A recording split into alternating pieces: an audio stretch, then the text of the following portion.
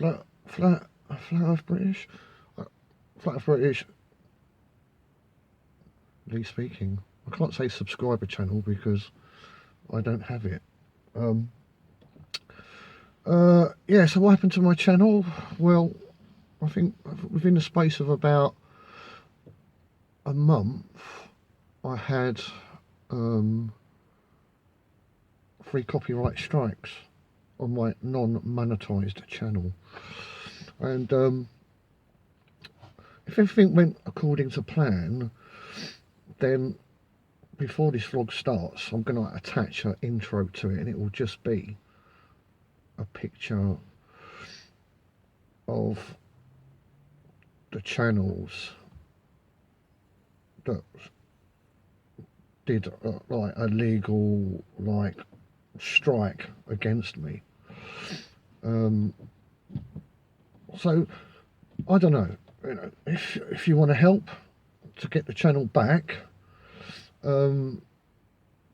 maybe you could email these people, so obviously the links at the beginning of this vlog. Now I thought to do it myself. No, I thought about asking you, and I thought, well, if I ask them, they might say, well, why don't you fucking do it? I'm not your dog. Or something like that, But but the point is, these people, they didn't, any channel, like when you go to like information or something on the channel, the top rung, like playlists, videos, and you go right to the end, and there's a, I can't remember what it says now. But you can see my email. It's hidden, but then you get the option of, if you want to see the email, you have to do one of those prove I'm not a robot things, and as soon as you pass it, you get the link, and then you can email the person's channel. It's the same for all YouTube channels. Now these people, they didn't email and say like, excuse me, I didn't give you permission to mirror my vlog on your channel. Take it down, or have it taken down, or I'll put a strike against you. They did nothing at all. They just did a strike. And the crazy thing about it all, I say it's the last 2 months this has all happened. I don't even remember those videos. I don't remember them. I mean, they're so old. They're years, months old videos that are long forgotten. And then bang, 3 copyright strikes over 2 months. And yeah, so February, apparently the channel will come back, I guess. So don't unsubscribe, because I'll be back in Febs. Febs will be back in Febs. So yeah, that's that.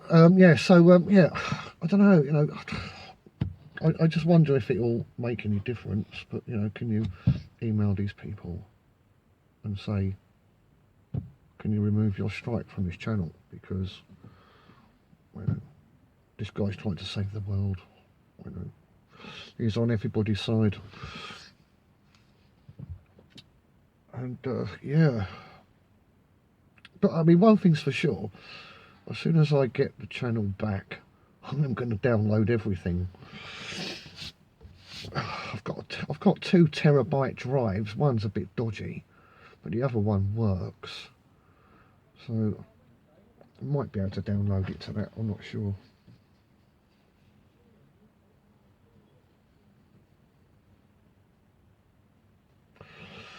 Yeah,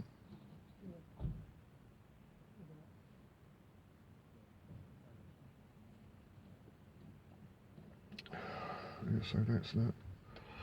I watched Martin's Flat Today vlog. I still haven't watched it all.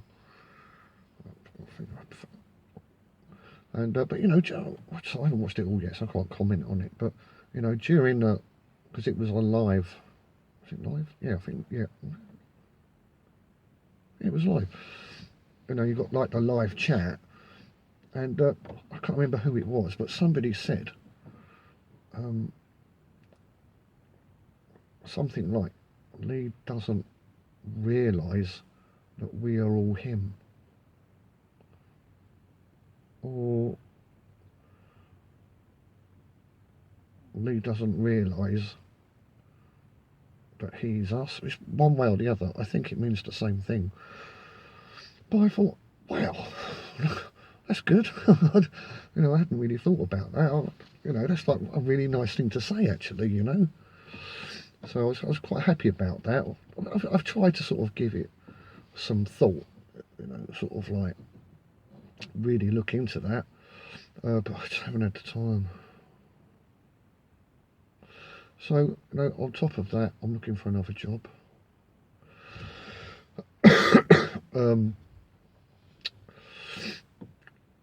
So I've just been, I think it's just been over 6 months I've been with this new company. You know all the trouble I've had with the other ones. And this one's been great. But I had a colleague about 3 months ago, maybe 4 months ago, and he asked me about my past working history. And I told him. And then he said, well, and I said, like, this company's really great. You know, they don't talk down to you. They treat you like a human being, and etc., etc. And he said, that's only going to last for 6 months, mate. He says, they'll be nice to you for 6 months, and then after 6 months, they'll turn on you. They'll give you so much work, and then when you can't do it, there'll be emails, there'll be threats in emails, you name it. And I thought, yeah. He got sacked a month later because he'd had enough, and he'd been there for about 4 years. And yeah, I took over his job, and the company said, like, you know, Lee, we're really depending on you to do this. We've got no one else, you know. And Sears have been quite nice to me. I thought, oh, well, I'll just carry on and do the best that I can then. You know, it'd be nice to me, I'll be nice to them. And then bang, 6 months passed, turned to shit. They've turned on me. You know, every day when I arrive at my first job, I have to ring them up, tell them I've arrived, and to book me in on their little computers.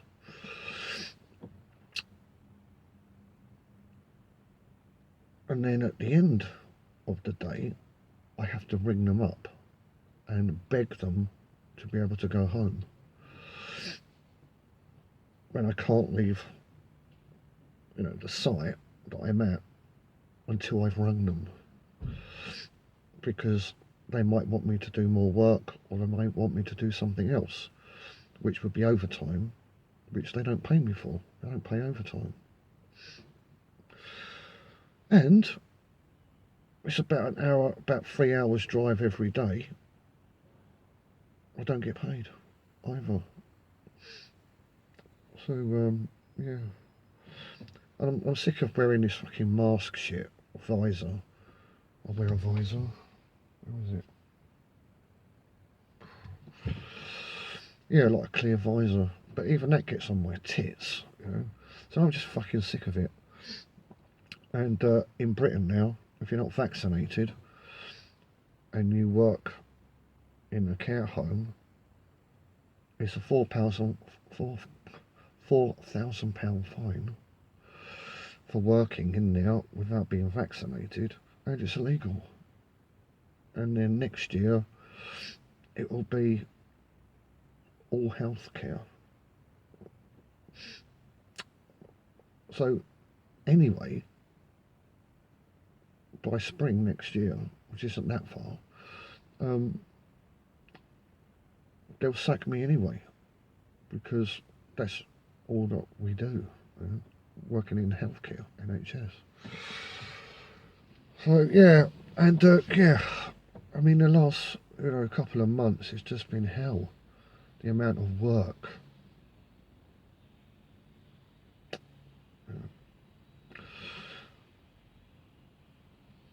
And of course my manager gets a big bonus every month, and nobody else gets a bonus for doing more work or anything, you know. So yeah, time to go again, finding another company. It'll probably be the same, 6 months, they'll be nice to me, and then bang, just same thing again. You know, it's like a 6-monthly reset, a local reset. Yeah, so there's that.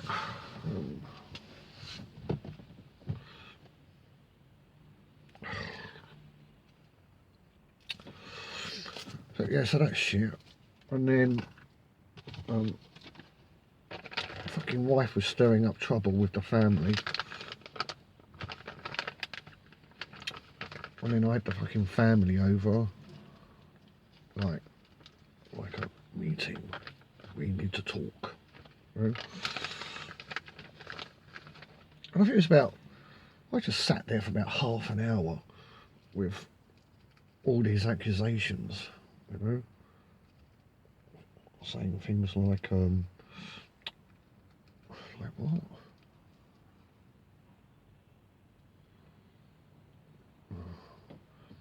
Like, you're an extremist. You know? Whatever you do to the extreme. And I said, yeah, true. And I think they was expecting me to sort of like say, no, I'm not. And I said, yeah. And they said, you're an alcoholic. And I'm like, yeah, I've already told everybody I'm an alcoholic. So you're not telling me anything I don't know. So, you know, anything else? You know, and it just kept going and going and going. And there come one point, and they just run out of fucking things to accuse me of.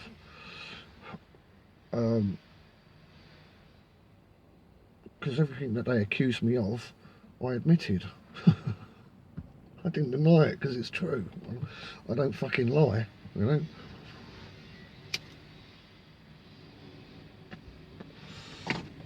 At least, not very much.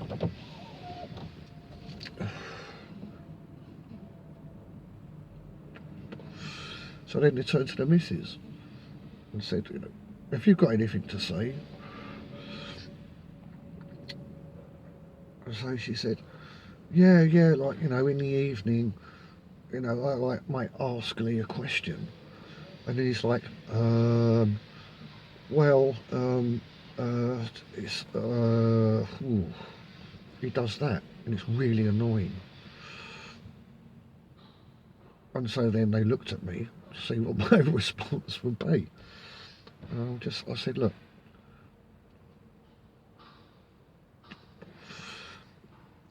I can't tell you the things that I know because you'll go mad. You'll go mad. And because I know that, I have to be very careful about what I say and how I say it, because I could trigger you by using the wrong words. And so that's why I hum and ha about how to answer questions, you know, because I don't want to like trigger you off. It's like one of them was saying to me, like, you know, you've got mental health problems.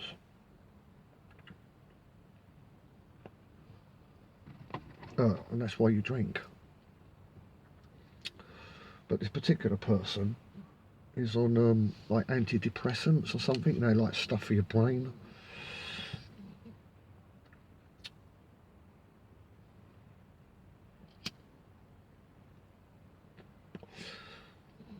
Now I could have said, well, you know, you're sort of like sitting there up high and saying, You know, but, so I'm just distracted. An engine started behind me.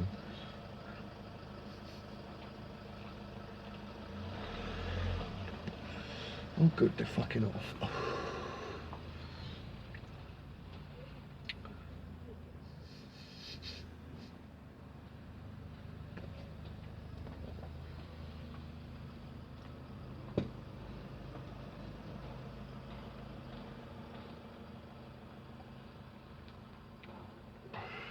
So I'm just keeping my eye out because there's like cameras absolutely everywhere.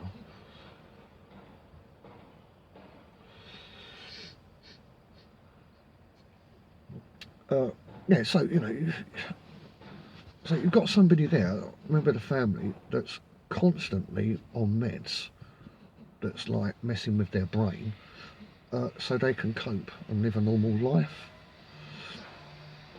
accusing me of the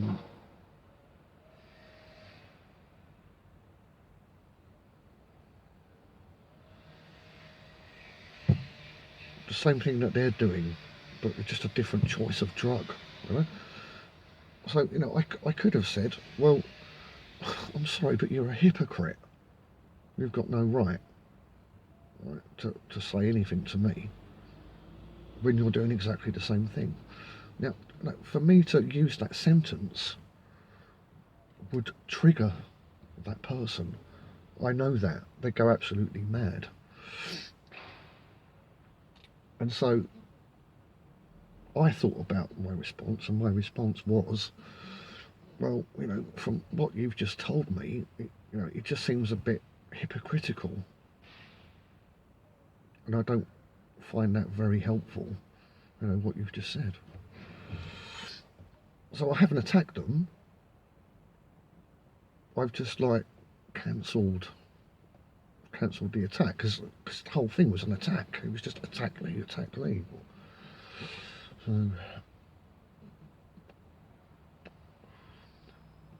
that was that. But everybody apologised to me a couple of days later when they realised that they were wrong. You know, I was just honest.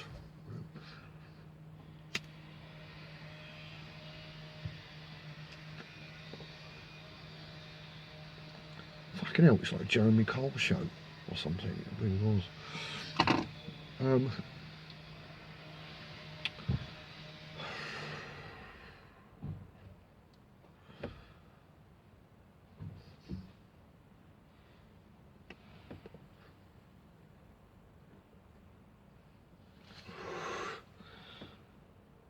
So I'm just looking out for staff on site.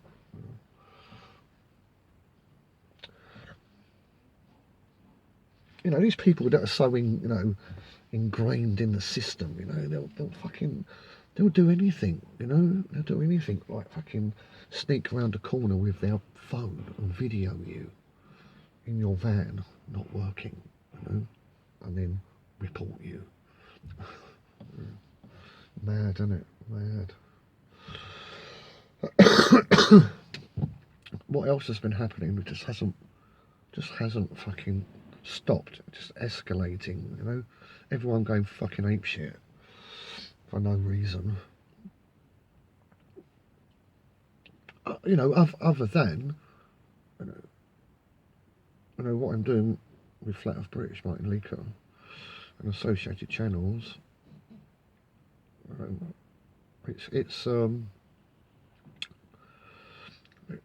It's causing ripples, you know. Everything's been like in flux. Everything's been fluctuating, you know. Like it's like people around me are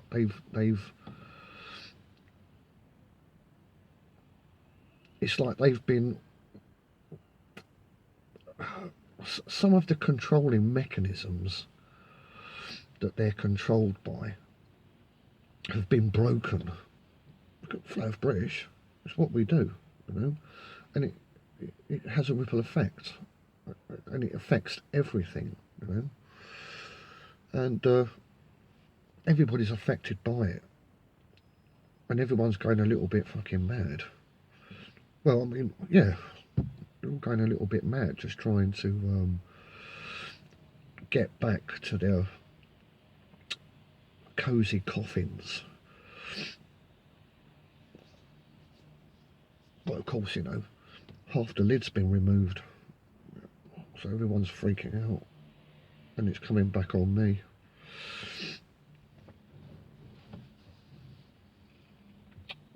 Is he fucking spying on me or what? He's been there for about 20 minutes now with his phone, walking up and down and like that, and then pretending he's looking at it.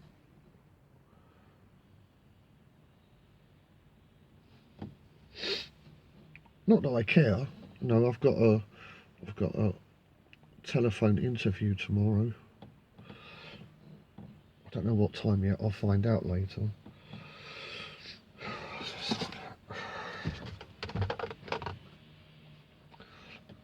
What is this stuff? I can't remember what this stuff is. What was it?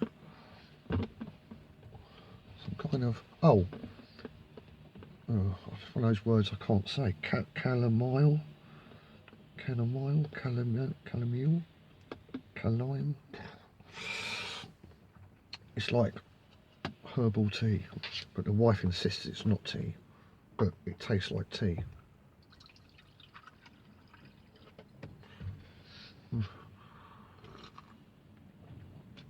And there's no alcohol in it either. Ugh.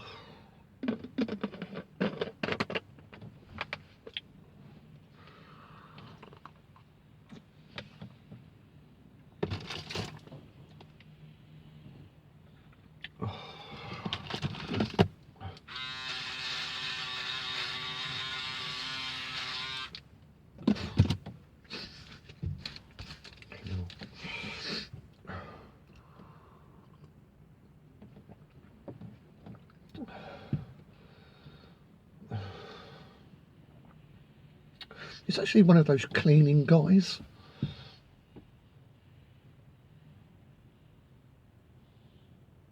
Maybe he's looking to get out, get promoted. Still fucking there with that phone.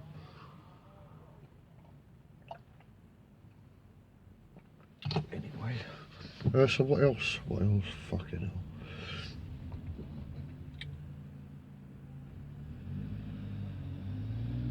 If you know, if you don't work, and you can still live reasonably, and you're kind of like under pressure, like to get a job, just don't fucking give in. Don't do it. It's more trouble than it's worth, and it's worth nothing, you know. That was something I wanted to say like the other day that I forgot about. I was having a conversation. I don't know if I mentioned it. I was having like a conversation with a couple of colleagues some months ago now, and basically what the discussion was about is like, you know, when you get people like Richard Branson or whatever, you know, someone with a lot of money, they've got so much money that, you know, they could buy countries, you know. You've got like, I don't know, some like, I don't know, an island in the Indian Ocean, or, you know, off the southwest coast of Africa, you know, maybe sort of like, I don't know, 700 million, you could buy an island, you know. And these people have got that money to do that. They've actually got the money. They could probably just buy just about everything, but they don't. And I was curious as to why, and I thought, well, you know, because I thought, well, you know, if I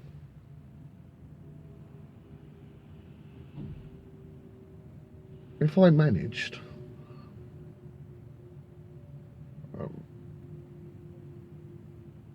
to start making money, and whatever money I made, I invested in it back into whatever it was that I was doing to make money, to make more, and then I kind of like got into that ever increasing cycle.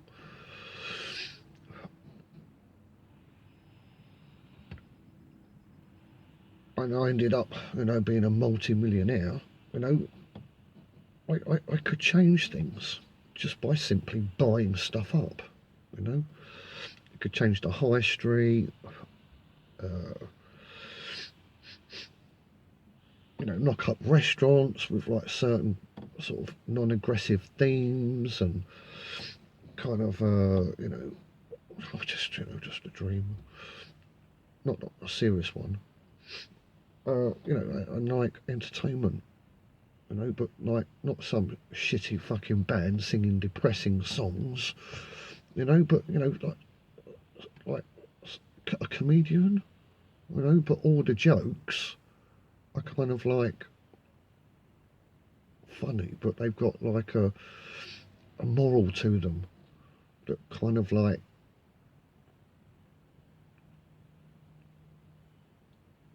enables you, to carry on and to have a better opinion of yourself than others have and always tell you. I thought, I could change the world and stuff like that, but then I thought, well, but then all these people that have got that kind of money, why don't they do that? I mean, they might buy some things up to have a monopoly on, a particular thing, but they don't go the whole hog. And why? So I was just talking to these colleagues about it,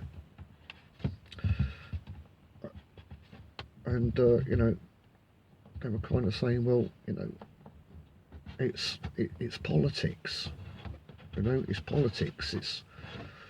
That's why, that's why you just simply can't go buying stuff. And I thought, I suppose that's true.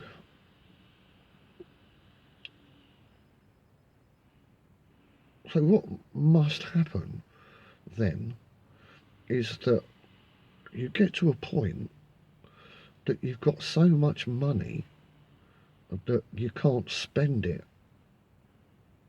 right? Because of politics or whatever. You can't spend your money.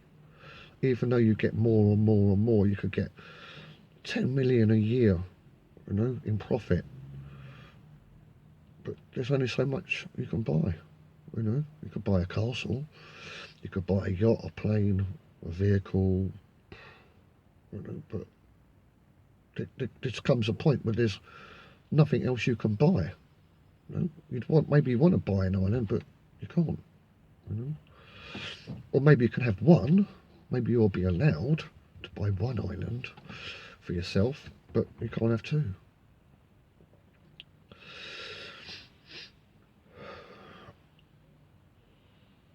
I was just kind of reflecting on that, thinking, well, it's just a complete farce.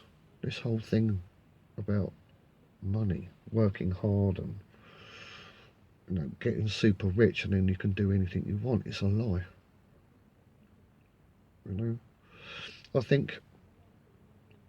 I guess if you had 500 million,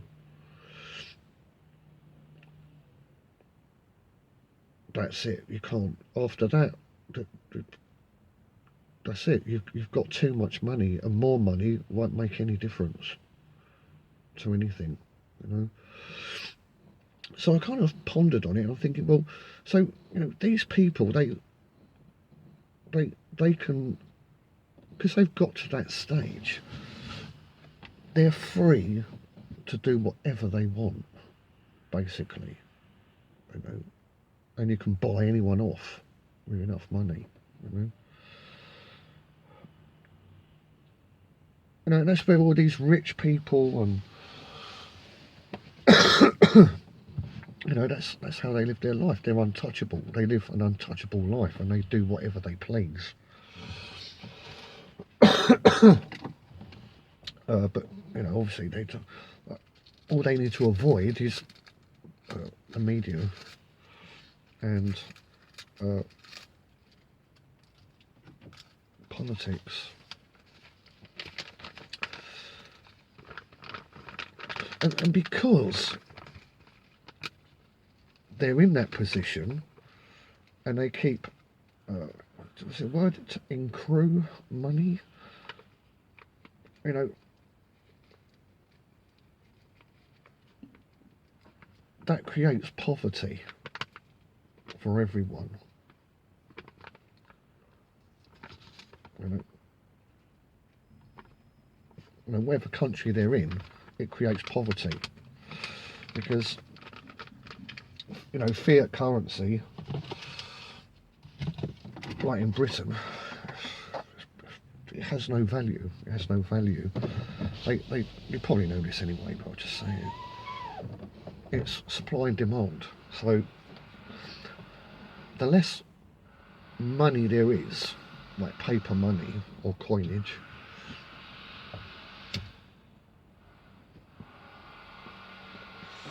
the higher its value. You can buy more things with it. But if the government floods money into the system, then you end up not being able to buy very much with it because there's so much of it and it's not that rare anymore, and that's it. So when you've got these people that have got hundreds of millions, they've got it.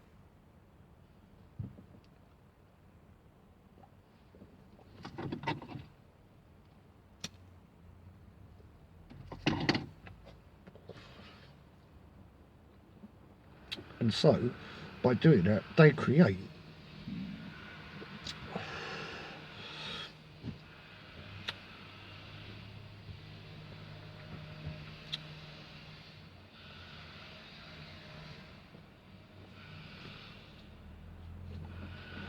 or they take the power of that government, of that country. Because the governments control the money. But if you've got a whole huge bulk of their money, you've taken away some of their control.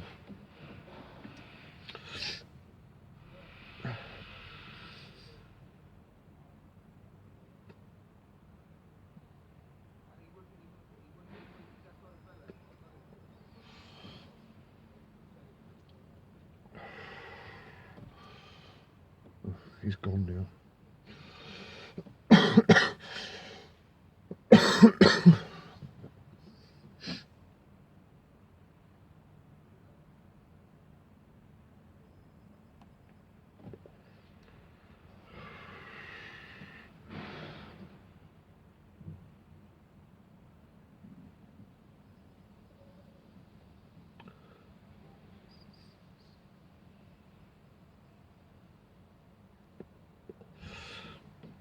Oh yeah, by the way, I don't remember who it was, but someone said that my last VanaVlog was stellar.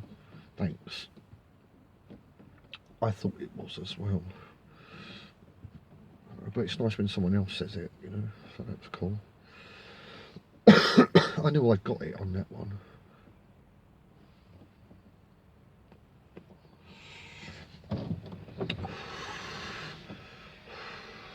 So coming up on this channel, I'm going to be doing another one of those 10-hour vlogs.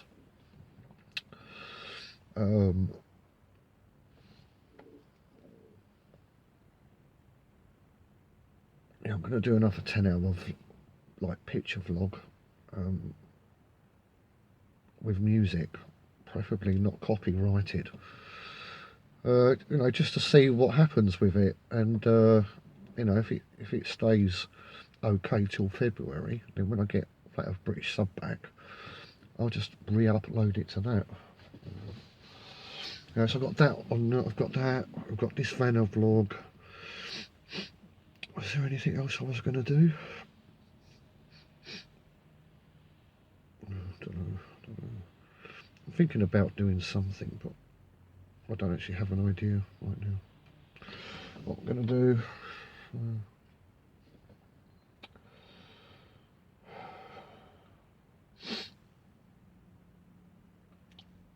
So yeah, I'm still kind of like spending my time during the day because I work in hospitals. I see lots of people walking around, doctors and patients and nurses and matron, and like I said, the last VanaVlog, I just watched their eyes, watching them interact with everything, the environment, items, you know, how they pick it up and look at things, and you know, that whole kind of like experience. You know, I'm watching them. I could, I probably it's like 70%. I'm probably right on this. They've got no idea what's going on. You know, they've got no idea that anything is going on. I mean, I can't say I know what's going on.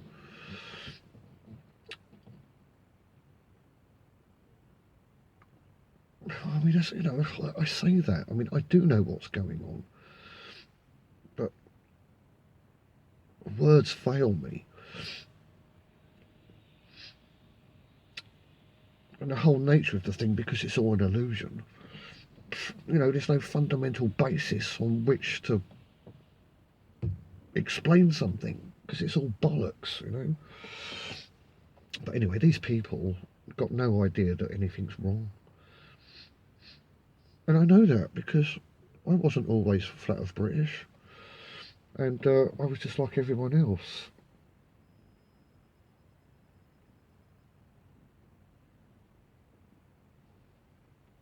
And they just can't work out why nothing works for them. They can't work it out. They're like, but I work hard, I'm conscientious, I are slick, I grass people up, you know, and I'm still nothing, you know. They can't understand why it doesn't work.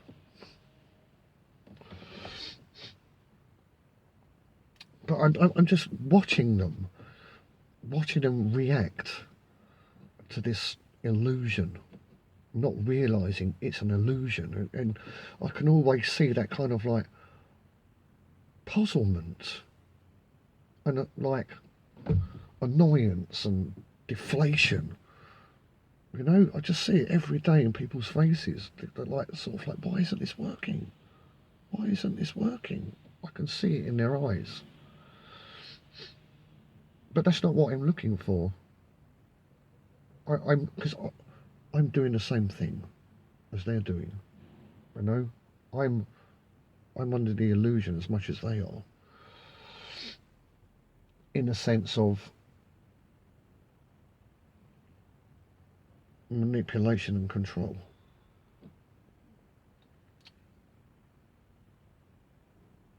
Yeah, so I'm just kind of sort of observing, just observing.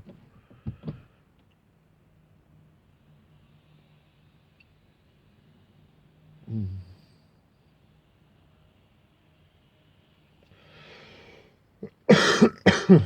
I'm getting there, guys. I'm getting there. I will get there. You know. You know, I've said it before with other things over the years. You know, I said, oh, I haven't quite got it yet, but just, you know, give me time. Time. You know, well, I probably did say that. You know, so give me time. I will get it. I'll be able to put it into words, and then go through the Martin Leaker filter, and we'll see if it's true or not. You know, that's flat of British, isn't it?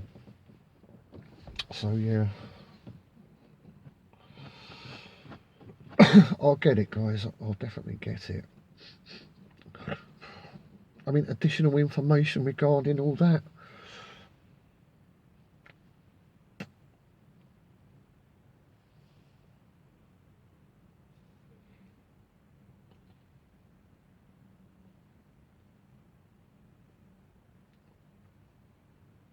You know, I have to go with the Bible. Okay. So in the baptism in the Bible, like when you get dunked in water, in the Greek, bapto is to dunk, you know, like a digestive in a cup of tea. You dunk it. Yeah, that's bapto.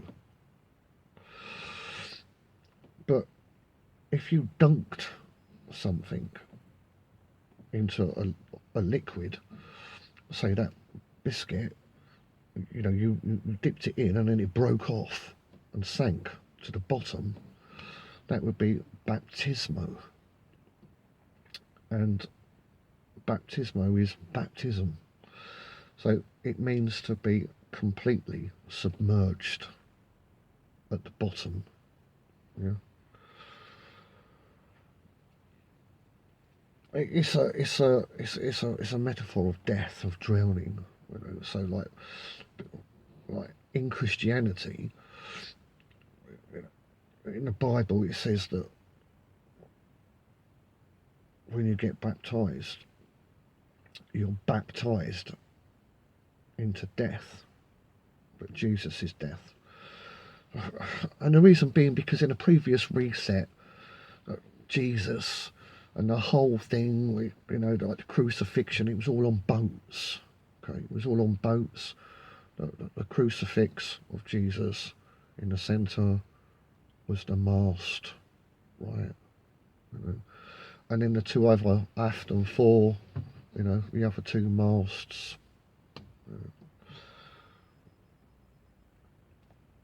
So I mean, you know that reset is probably like when, you know, the survivors were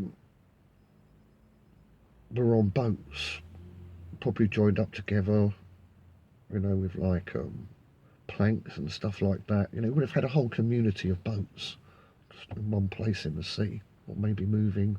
But that was, you know, there was no land. There was no land.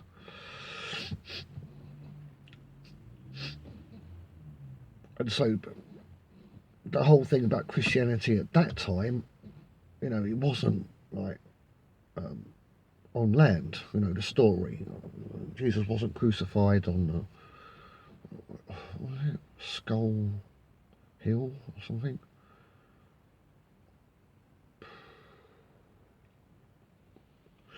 Well, anyway, so like, you know, after whatever, you know, we come to this new world order that we're in at the moment for hundreds of years. They simply just adapted that Christianity, where, you know, Jesus was crucified, the master, crucified on a boat with the crown of thorns, crow's nest, right? So they just adjusted it to us being on land. So then Jesus isn't crucified on a boat anymore, he's crucified on a hill. So, you know, that's why it's all sort of like come over. That's why the whole thing about water, this whole thing about baptism, about dying. You know, no doubt in a previous reset, you know, Jesus was crucified on the central mast, and the ship would have sank. You know, that would have been the story, you know, and he would have sank to his death and been dead. So today, in a new world order, religion, blah, blah, blah, blah, blah, you must be baptized to be saved. You must be baptized into the death of Jesus. So you have to orchestrate drowning to say to God, I'm dead with Jesus. And then, of course, people are drawn out of baptism, and then it's a new life kind of thing. But, you know, that's the whole thing. Anyway, I digress. But I've been wondering about the entanglement, you know, the illusion, and what are we? We can't be anything because there's no point of reference except lies. So we can't know.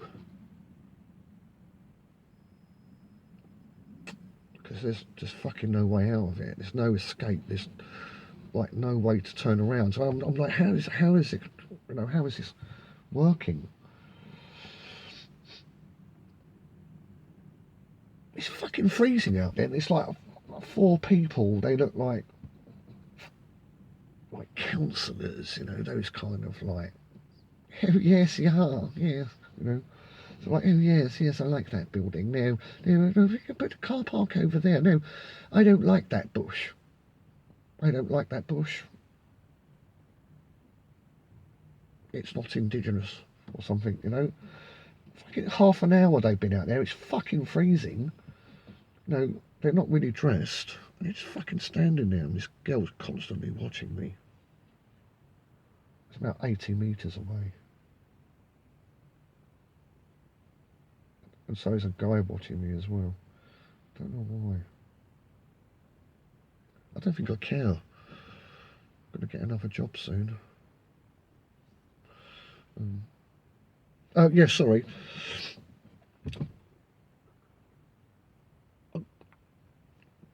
Based on other things as well, I kind of, it's like there was a body of water and we came crashing into it.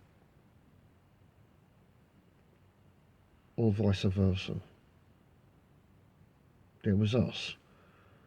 And then we were completely submerged in water. It was like a collision.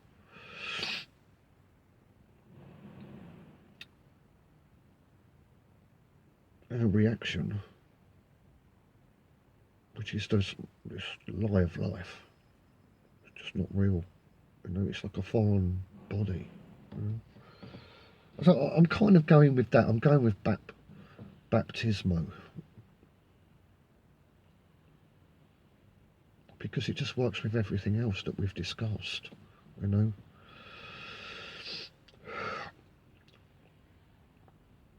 Whether it's us or the illusion, one of those 2 parties is water.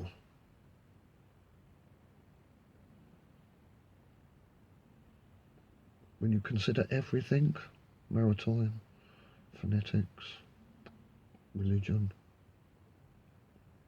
finance, it's all based on water. Why?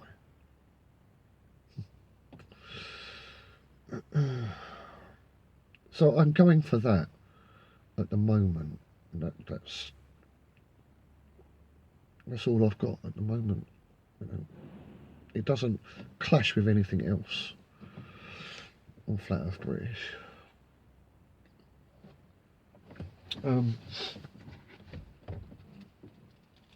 Fucking, what are they fucking talking about? It must be fucking freezing.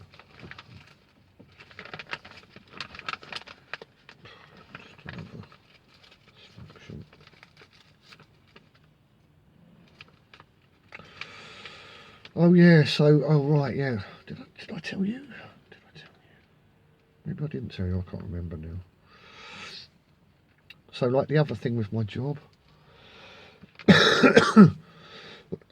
when I had my interview,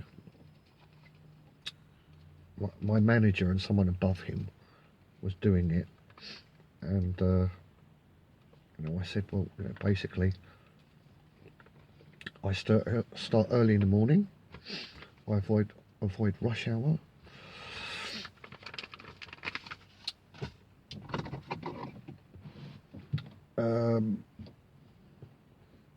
Because I avoid rush hour, so you know, I get lots of work done, and you know, I leave. So it's like 6 till 2, something like that. You know, I said that's how I work, and they're like, oh yeah. You know, so then last month, my manager has decided I can't start early. You know, if I want to start early, I have to phone him and ask him for permission. I've had two emails since because I've just fucking ignored him and just carried on. Stating that my hours are 8 till 4.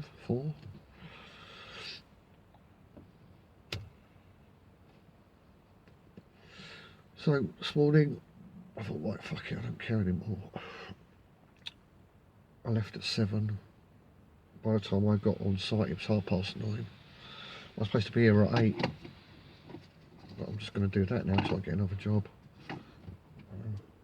So I'm probably going to be here till about 5:30 now.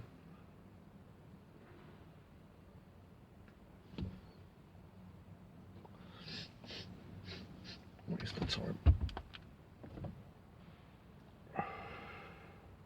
2 o'clock.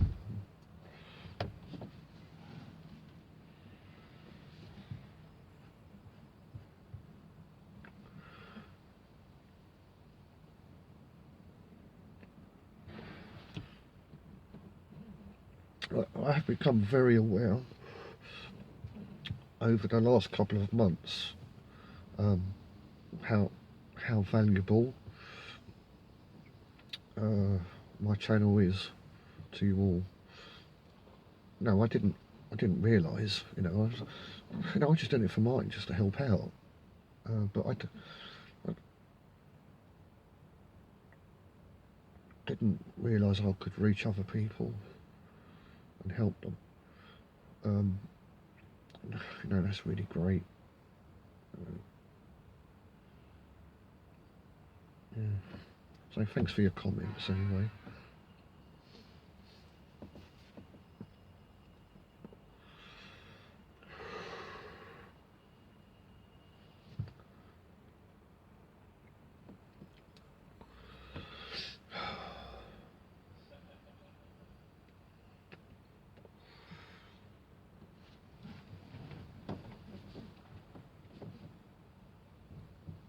It's like there's 4 of them standing there in the cold, you know?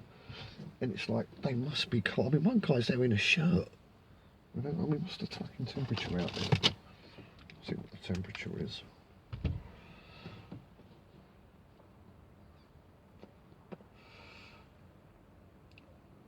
Take a minute.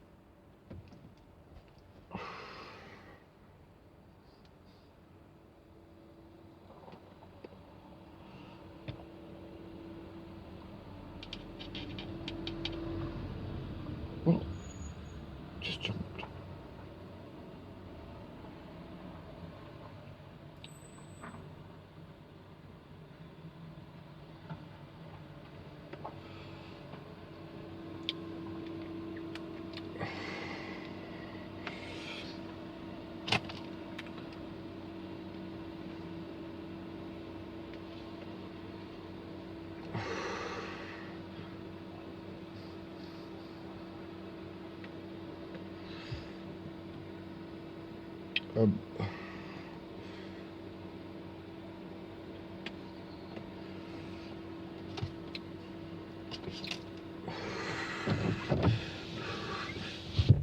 I don't think they are spying on me. I think I know what's going on. I mean, yeah, I mean, it's sorry, it's 15.4 degrees Celsius, which is cold.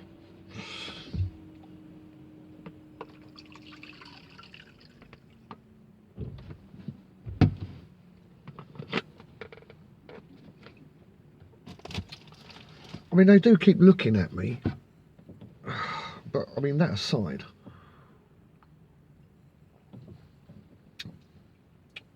all 4 of them are trapped there. One of them is a cunt, and he's obviously in a position above them all, and he's loving it. He's absolutely loving the attention right now. And the other 3, because they fear him and because they've been programmed to adhere and obey, they can't leave. Oh, they must have heard me. They're just walking off. But they're completely... Oh, yeah, because I got the point. Right, okay. you know, they've been there for like 3/4 of an hour, you know, 3/4 of an hour standing there, like, talking and, you know, moving, trying to keep warm kind of thing, you know. I mean, I'm in a vast complex hospital and there's loads of rooms, loads of conference rooms, loads of places that they could go and just sit. They've even got a canteen with a lounge. They could sit there. But no, standing out there, trapped.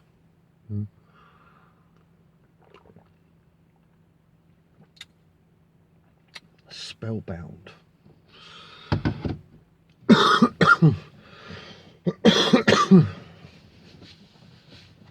Anyway, was I going to say something?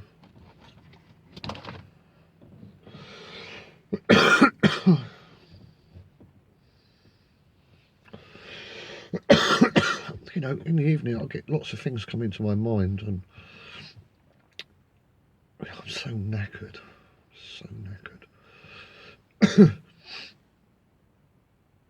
You know, all I can do is just email things that come up and send them to Martin. But then, you know, I've always got my sent folder on my email, so, you know, I can always go back to that and see what I've sent him. Because I can't remember half the time, you know. So it's still there, so I'll probably do a vlog on that, you know. I just think, like, yeah, all the things that, you know, like, I've sent to Martin and, like, and then he's, like, replied and, you know, yeah, just like include it. Or do a vlog on that. I might actually do like a talking vlog, like I used to do.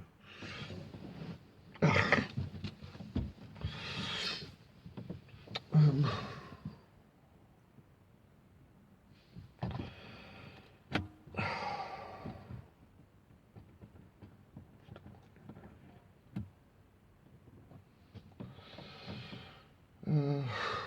what the hell am I doing, guys? You know, what am I doing? What am I doing? Working. I mean, I ask myself this every morning. Like, what the fuck are you doing, Lee? Oh, that reminds me of something. Back to the illusion of reality. If everybody just, you know, wants to find the answer,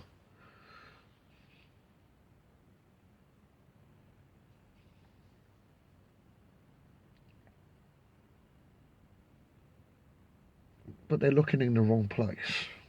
I mean, they're looking for the meaning of life, or looking for a way to disarm life from harming them. But they're looking mesmerised. They'll never do it. They'll never ever do it. It can't be done. It can't be done. But, you know, for what it's worth, you know, I mean, I'm on all levels, you know. I'll go with the lie, you know. The scripts in the lie, in the show, you know. What's the storyline? What's the outcome? What's coming? And blah blah blah blah blah. You know? So along that line, you know, I'm now very aware, and this is not really me. This is everybody on Flat Earth British and what's that word? Associated channels. You know, it's become clear to me that combined, you know, you're clearly saying that in the narrative, we are not from here. You know, we are absolutely not from here. There's, you know, when you go to cities or, you know, when you go underground and, you know, look at everything, you just know it's not us, you know? You know it's not us. Like, we've come here and we've been dropped here. Without a doubt, you know, without a doubt. You know, if you can if you can take that perspective and then go out and walk around a town or a city or something like that,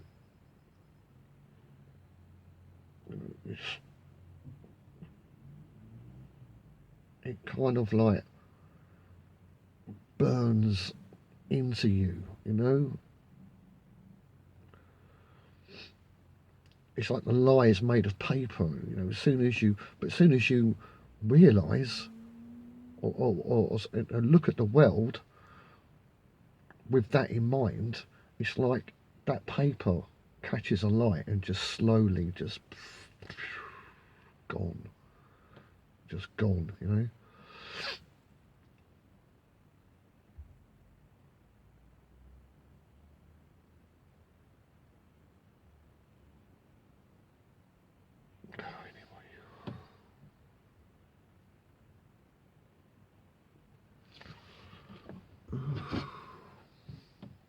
An hour.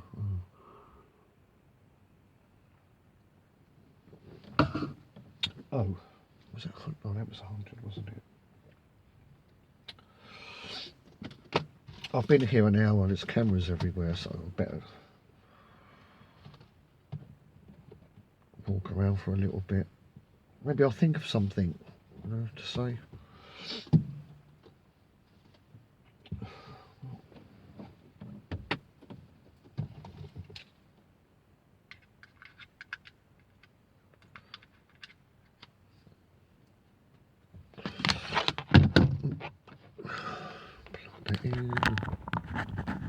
Ouch, cramp.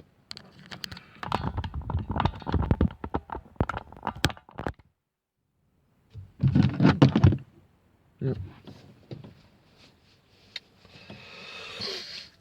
Yeah, I mean, you know, what are we in this world, guys? You know, what are we? I mean, we were facilitators. We facilitated and maintained everything, and now we don't. I mean, if we do, it's not from choice, you know. So what are we now, exactly?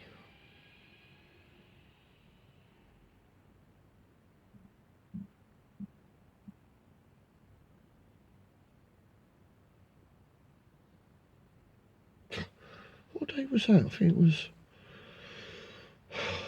Thursday. No, Monday. Monday. I started about 6:30 in the morning on the site,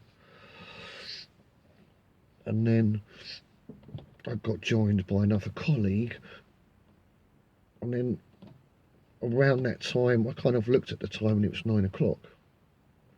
So I was working for about an hour and a half, and then my colleague went, "Fucking hell, it's 1:45." I went, "What?" You know, and I checked my tablet, and I'm like, "Fucking 1:45." I'm like, "What happened? We've only been working an hour and a half, and it was 9 o'clock an hour and a half ago. Now it's 1:45." And he's like, I don't know, that's so bizarre." And then he said something like, "Oh, you know, when you're busy, you don't notice the time, or if you're enjoying yourself, you don't notice the time." See, he's not awake. So I thought, oh, bloody hell, that is really bizarre. Because, you know, I've been fighting against my programming of the concept of time, you know, undoing that lie, that illusion. And I thought, crikey, you know, have I actually crossed the line here? Have I actually broke time just for myself, you know? But then he, you know, he's not me. He's not even awake. So how comes he gets it as well? And then, so I thought, oh, great. It's like an early day. So I started driving home. Halfway home, manager rings up. "Well, have you left site yet?" I went, "Yep." He said, "Oh, you can't do me a favour, can you?" Sent me back to do another job, an hour in the opposite direction. So then I got home late as usual. I thought, you cunt.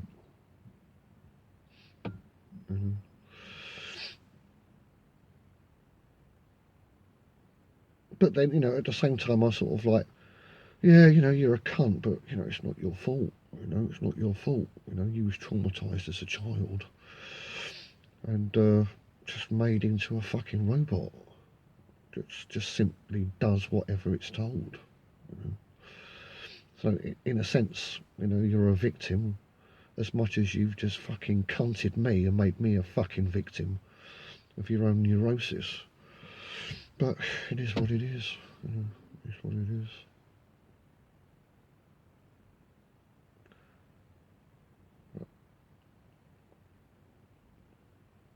I can't ask questions like, why am I here anymore? You know, I can't ask those kind of questions because, you know, there's no point.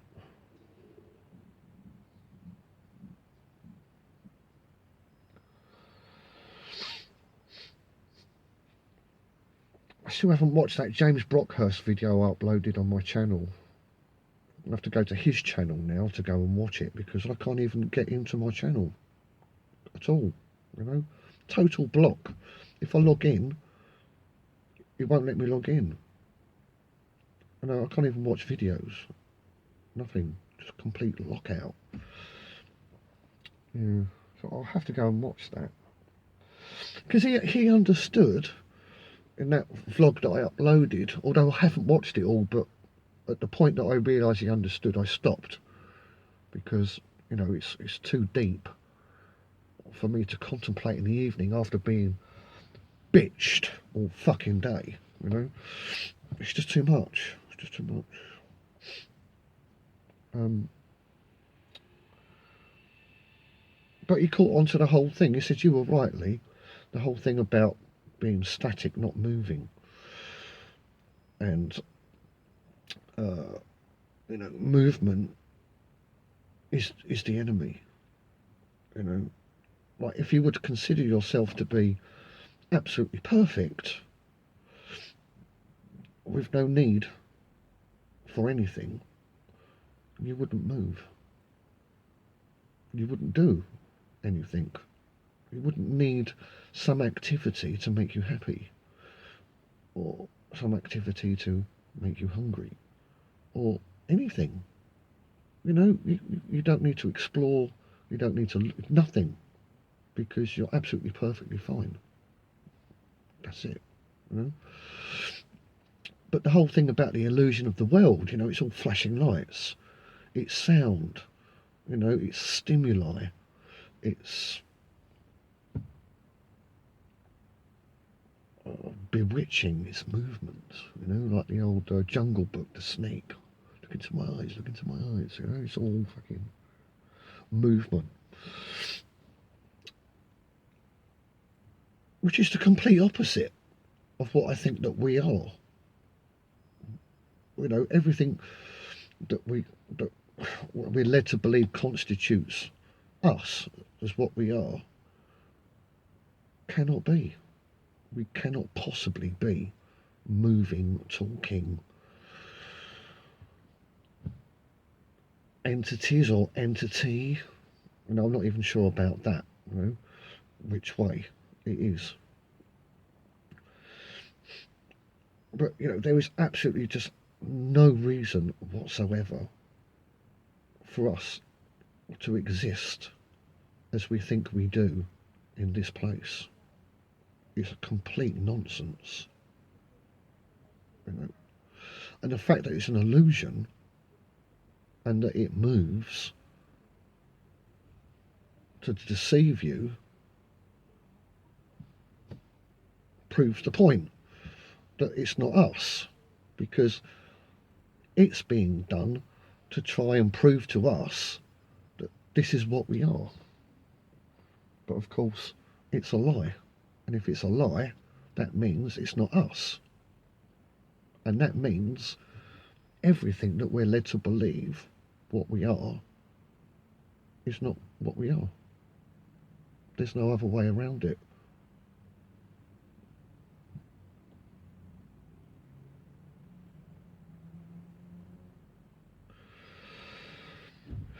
But I'm just fascinated watching people just so enslaved to the environment, you know, so enslaved. It's totally encapsulated baptism mode.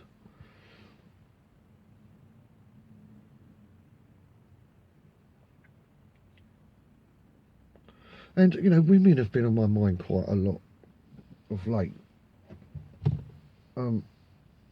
As well. No, because, as you know, I've always tried to understand, you know, what's the logical reason for attraction? Why am I attracted to women? And you know, ultimately, when you're with a woman long enough, you understand that the worst possible thing you could do is spend the rest of your life with a woman.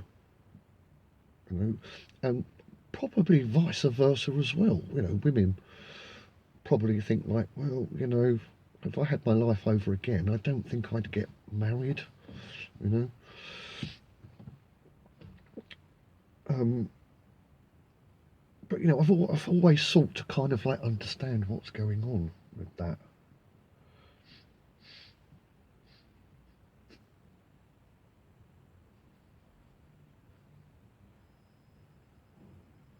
You know, like women's buttocks, because one just passed. You know, like tight leggings on, so you got the whole form there. You know, and I'm like, why? You know, why am I drawn to that exactly?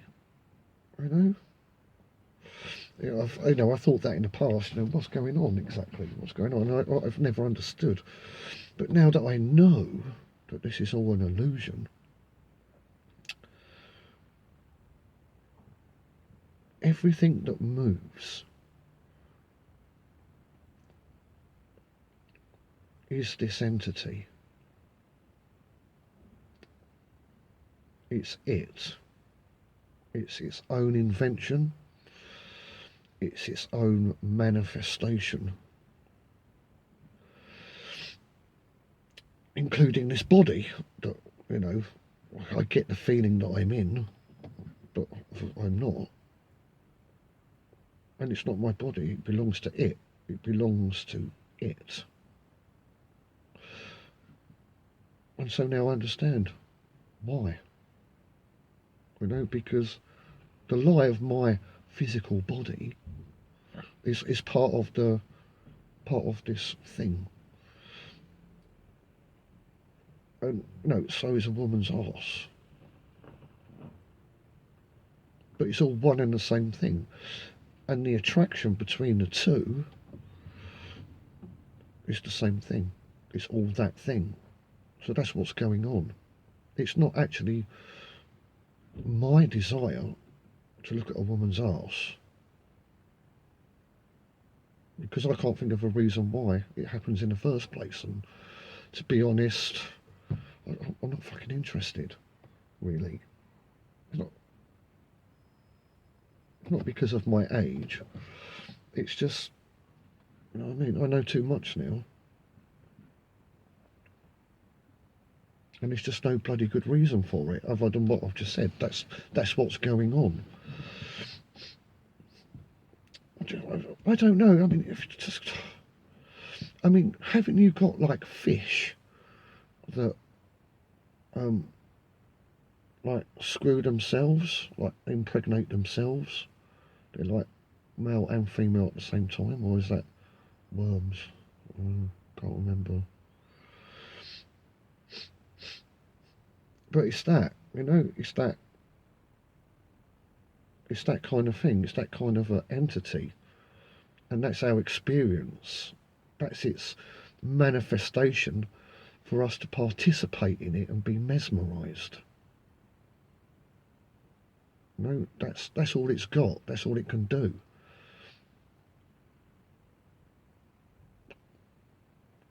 That's what's going on. So it's not us. It's not our experience. It's its experience.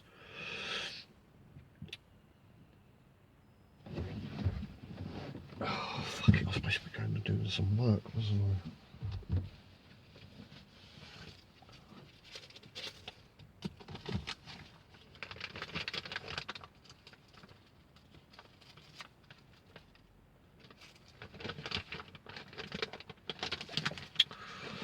I mean, I do believe it could happen in this fake reality that we think we live in.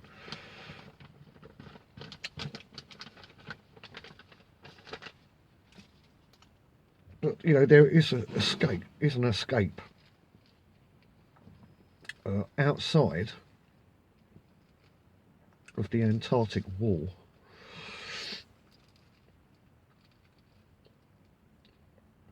And there are places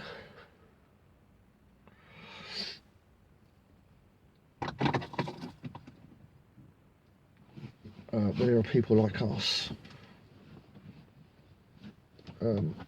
having a nice life, you know.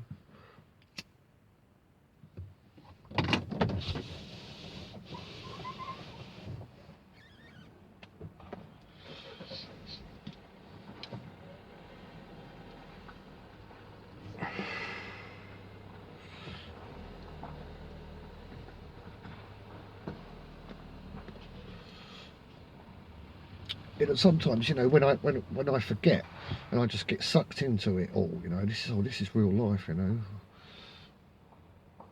And then I think, oh my gosh, there's actually a way out of this place. We've actually been dumped here. It's like a fucking science fiction movie of a prison planet.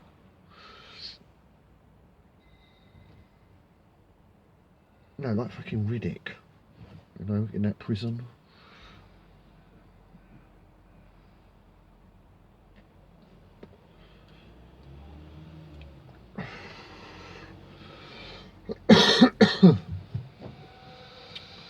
But, you know, if this place was real,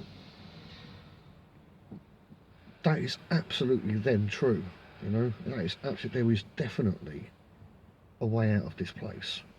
And it's the same way that we came in. You know, I'm not saying us, you know. The parents. Oh, yeah, there's another thing, eh?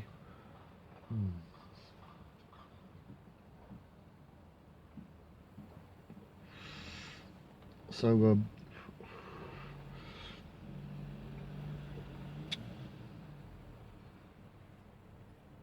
I hate the script. I hate it.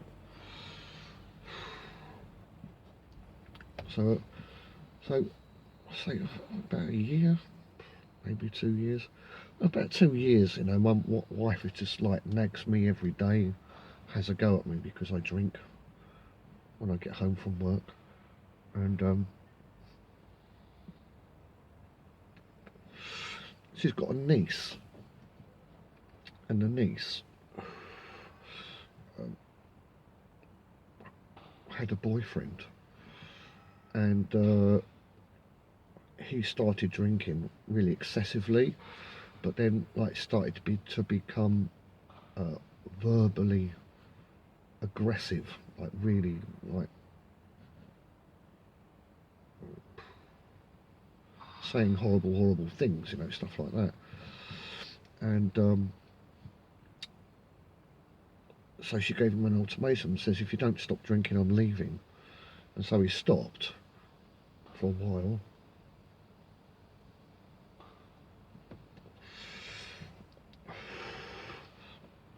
For about 4 months, and then started drinking again. And it's been sort of like, I don't know, like a year and a half that situation was going on. Now for the wife, she loved that. She absolutely loved that.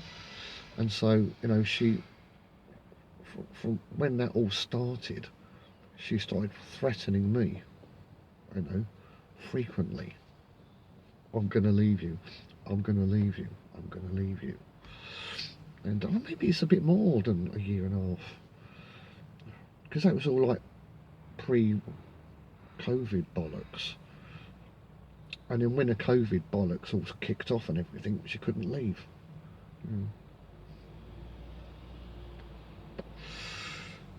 So that's kind of been like her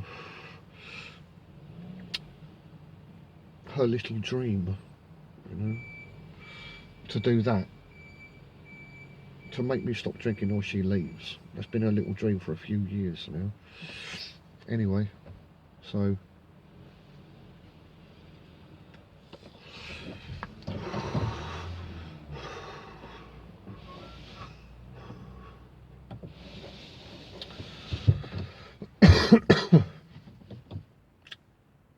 um,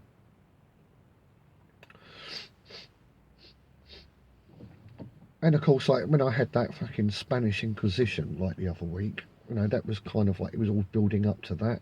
So that's why all that happened. That was all part of her plan and everything. And then, I think it was about 6 months ago, she did actually leave him. She actually left him. And then he's got a new boyfriend, and then, you know, the wife was all kind of very happy about all that, and so like that was definitely like her plan. So anyway, so like last Saturday, he hanged himself in his own home.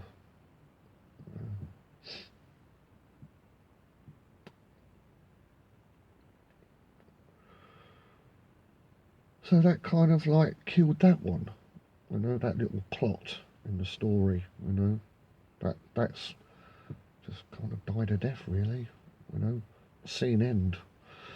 So like now, you know, I don't have to put up with that shit now. So I mean, I'm kind of sad because I knew the guy and he was a really great guy, young, fit, very fit, like physically fit. I mean, I don't like guys, you know, I'm not into that at all.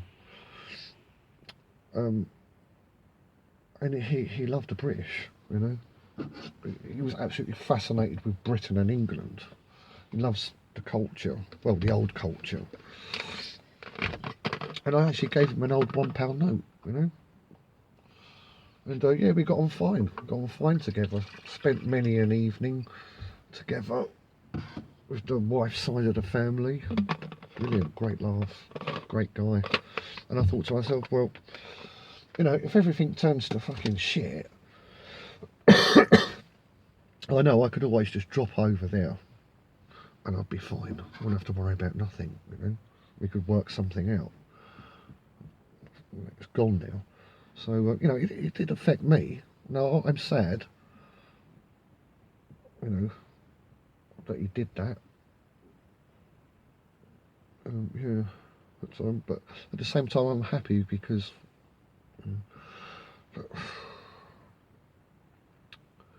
but you know, all of these kind of like extreme circumstances, scripts in life, you know, it's just to just engage you in it all the time, you know. I mean, like, you know, for everyone else,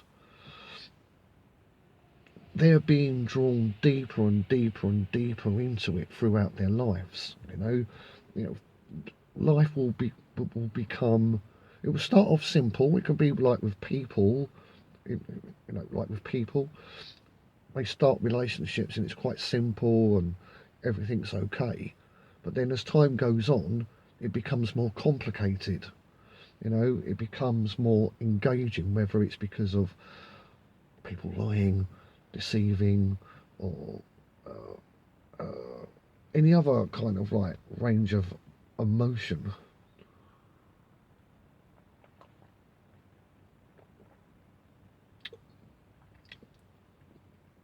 Just intensifies.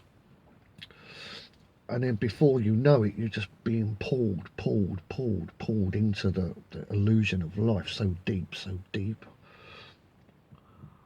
like baptismo. But for us, it doesn't work like that anymore. We've got, maybe you haven't actually realised it yet, but we've got immunity to that now.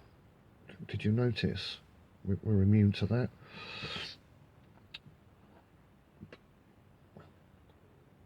So the way it's working now is that we are just being tried to be kept in. We can't be pulled in any further anymore, because now we know what's going on. And with our interactions with people, we're not getting pulled in. Things aren't becoming more and more complicated and more intense and more, because it doesn't work with us anymore. So, you know, now it's just about containment. You know.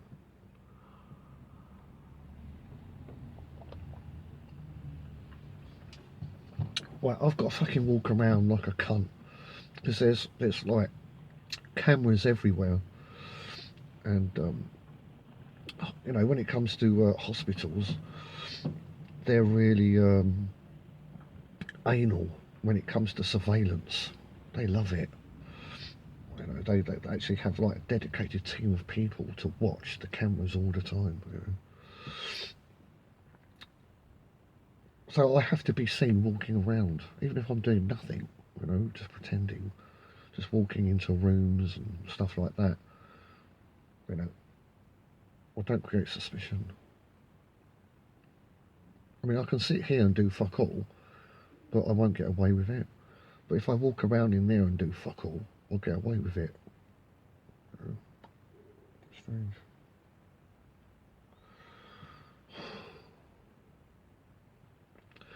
You know, and the mad thing about it, you know, I'm sitting there contemplating, like, well, I just want to fucking talk to my friends, my fam, you know, me. I want to talk to me. And I'm kind of like, oh, fuck, I've got to go in there. But it's a lie. I'm not even sitting here, you know, and I'm contemplating getting up, getting out, going in and walking around, which isn't going to happen either. No, it's all a lie.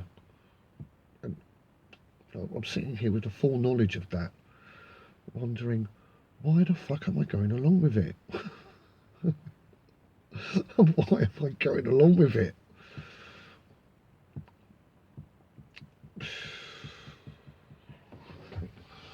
Right, hold on, mate.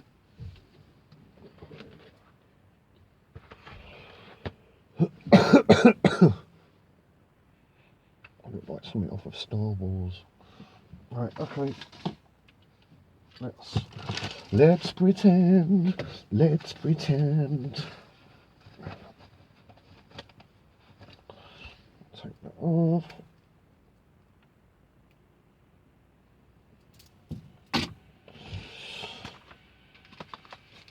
Put that on.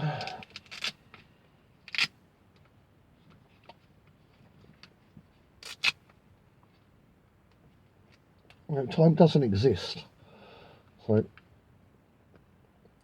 I'm probably going to be gone for an hour, but for you, it will be instant. There you go. I'm back.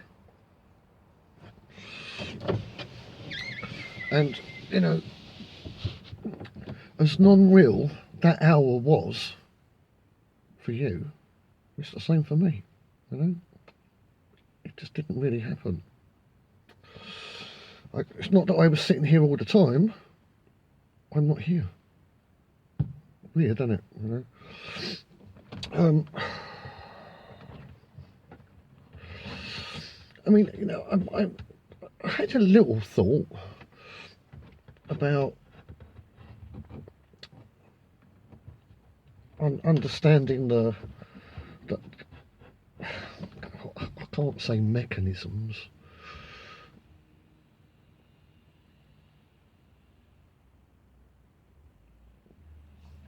The waves of illusion. You know, this whole illusion, it's in waves. Everything comes in waves. I think I said on a VanaVlog something similar. Is it to do with days? No, I can't. No, it's gone. It's gone. But everything comes in waves. No, like, yeah, that's it. When I was talking about time before, you know, not today, before. Yeah, it's not time. It's waves. I was saying about, you kind of got like the wave of being a baby, which nobody remembers, strangely, and then toddler, the toddler wave, and all the and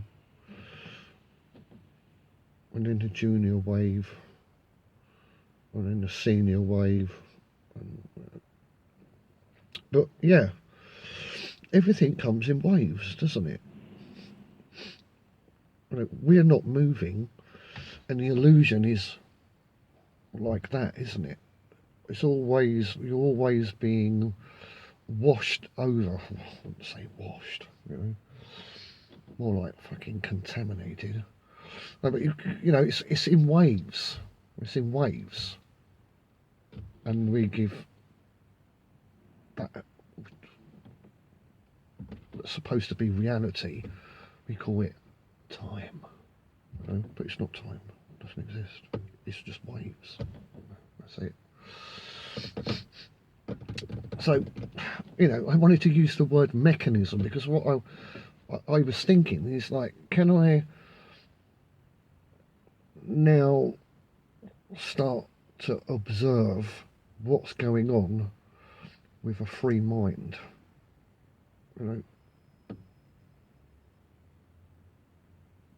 and just simply call it for what it is. And that was one of the things that came to my mind was, waves, the whole thing, because it's all to do with water, and it's all to do with movement, the illusion of movement, but it's in waves, just like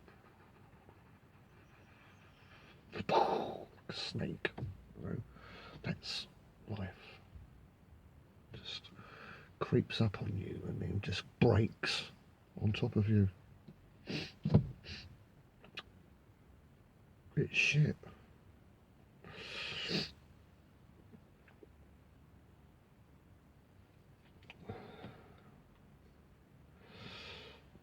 And as I mentioned before, in this illusion, we're fish. I breathe water. Yeah. In fact, well, I'm not sure if it's a fact. What's that noise? Oh shit. Oh, it's a distraction. Oh, fucking totally got me on that one. See what I mean? Distraction movement. What's that? What was I saying? It's just so easy. It's so simple. When I was talking about last VanaVlog, which if you weren't quick enough, it's gone till next year, February. You won't be seeing that. Gone again.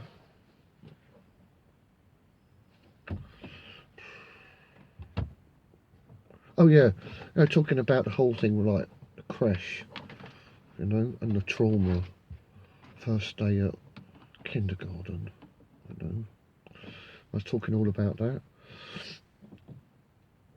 and it's so simplistic, I kind of wanted to kick myself because I've been thinking so hard of so many different waves,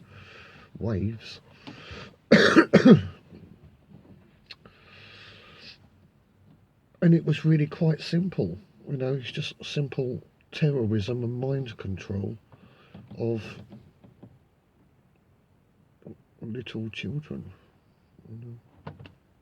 It's just so simple, really. But I mean, the simplicity of it is just that. It doesn't mean that oh, it's not so bad, or it doesn't really mean anything other than it's just so simple that it's shocking, shockingly too simple for me. I mean, the result, all humanity turned into robots through that mechanism. It's shocking, shocking. So you have to wonder, you know, everything else, you know. Now I rack me Brian, you know, to try and fucking work shit out, and which I've had some success. But, you know, maybe I should be sort of like looking simplistically at things, you know. Just like I said with waves, you know, when you think, no, there's no such thing as time, and we're not moving, so you know, we don't age, there's no time, doesn't exist, we're not even here. But you know, it's just a wave over you, just a constant wave, tides, just breaking on you.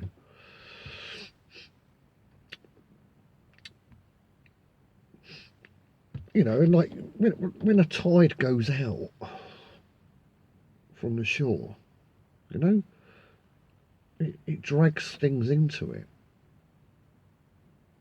You know? So life, the illusion, it's waves that break on us and pull us into the sea, away from the land. You know, it's as simple as that.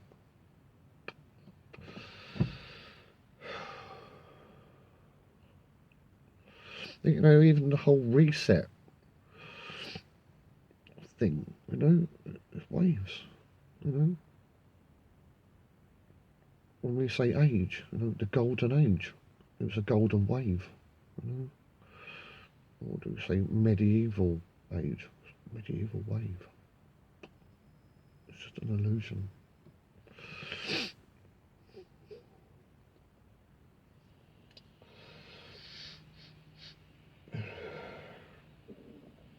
But, you know, it's odd to look at people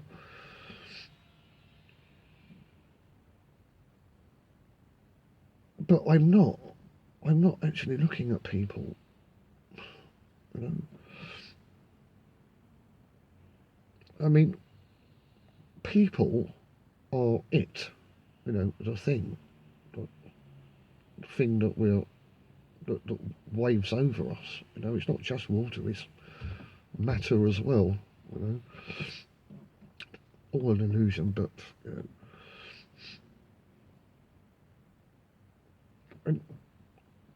And so the people that I observe and watch, they don't know that they're not them, that they're not people. They don't know that. And so when I look at people, I'm like, what am I looking at exactly? You know, is there someone behind that personage? You know, is it, you know? And even if there is, I'm not observing them.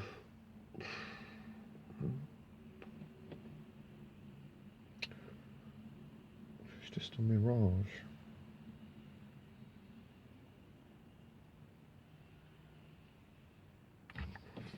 Right.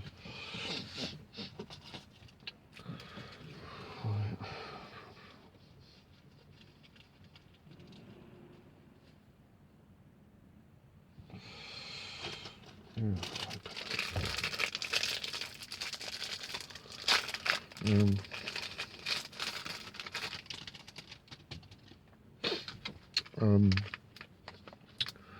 Voices in your head,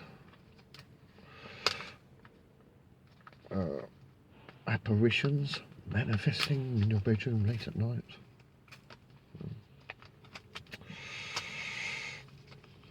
It's all one and the same thing.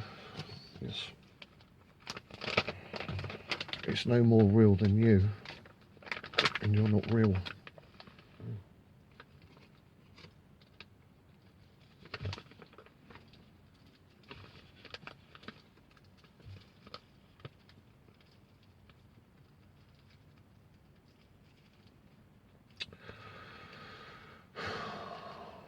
Well,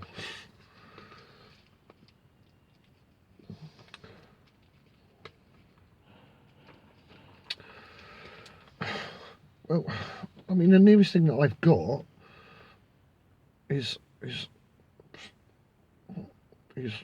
we're God. Like, you know, like if you perceive a God, all knowing, all powerful, all understanding, all seeing, all everything, and so there's absolutely no reason for movement or any action whatsoever. And you know, I look at the illusion, and it's all about movement, and all trying to convince us that that's what we are when we're not,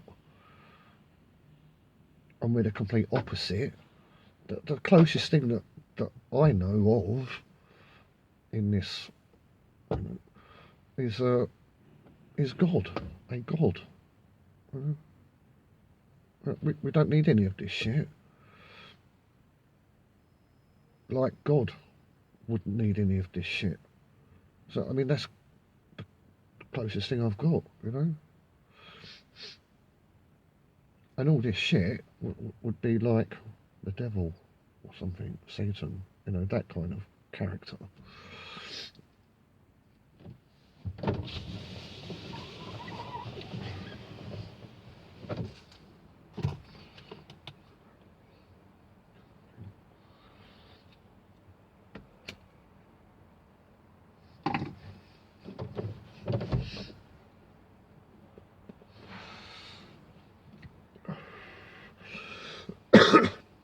I'm really looking forward to this new Matrix film.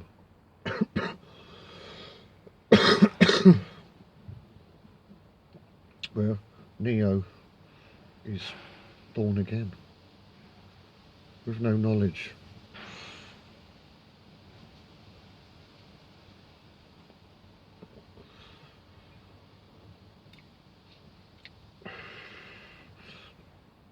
That will certainly open my mind, or shut down lies.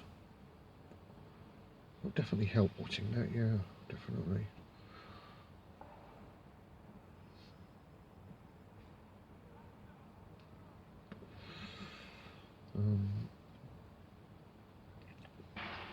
I don't know if there's any point in discussing the things of the world, you know.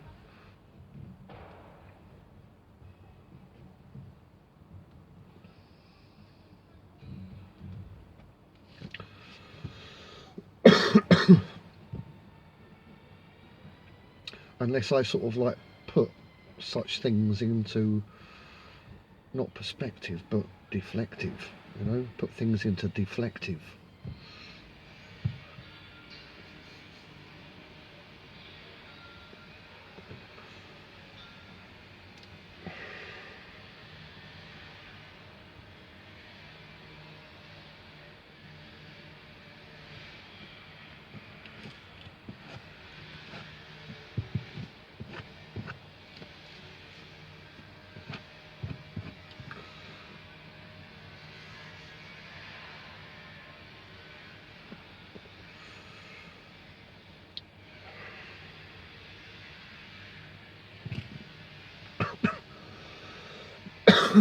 Oh shit, finished now.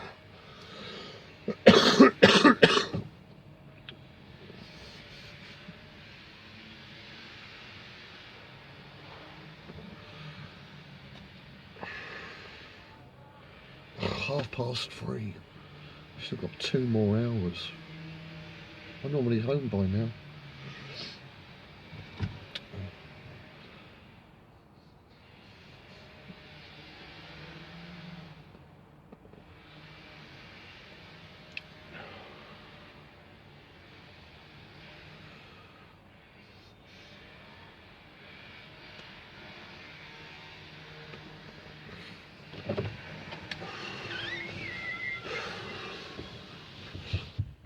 You know, I'm in this situation because of my manager, you know, and his minion, deputy manager.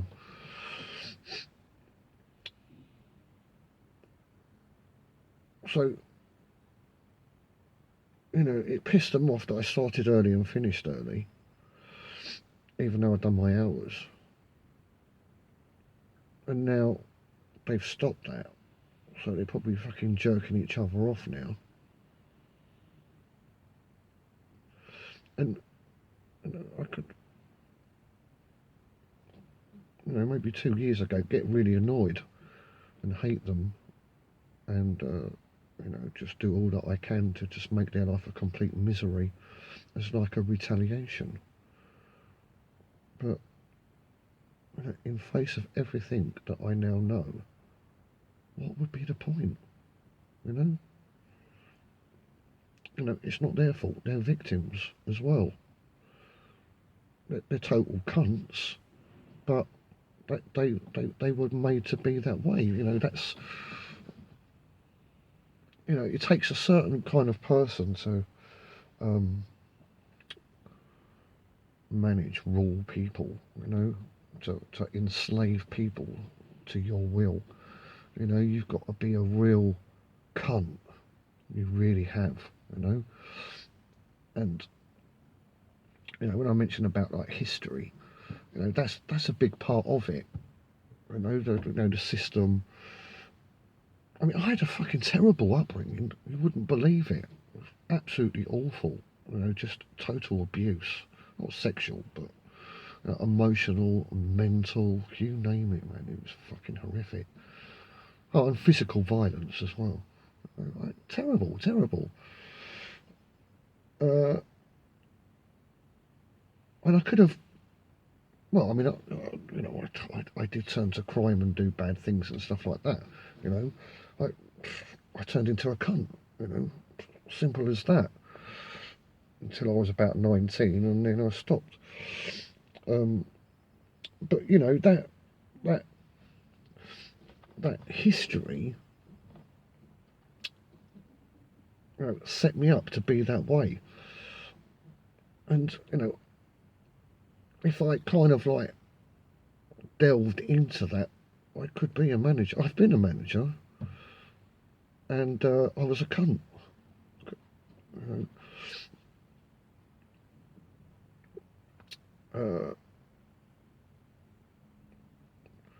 so I mean, you could be, because I said before, you know, if you had a different history, would you still be you? And of course, the answer is no.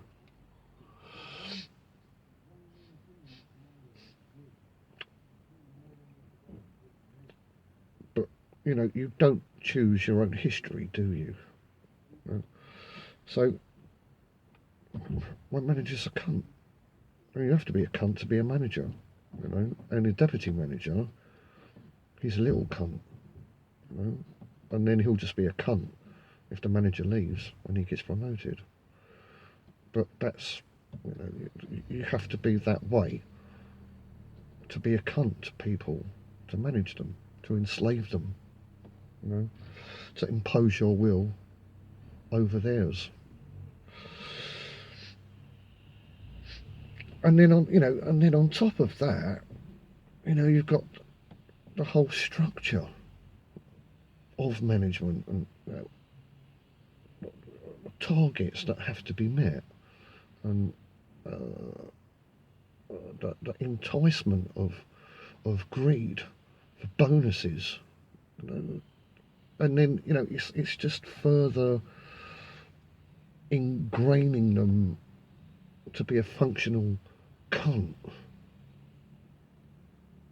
But you know, I can see that's happening. It's so simple. This is what does my head in. It's so simple. What's going on? You know. So you know, it's just impossible for me to hate these people. I observe that they're cunts, and you know, I've got, have I? I'd say I've got contempt for them, but you know, I don't really wish them any harm. I wish they'd stop, but they can't. You know, they simply can't do that, and I know they can't. I know that they're trapped. I know they're in the same situation as I am. So, what do you do? What do you do?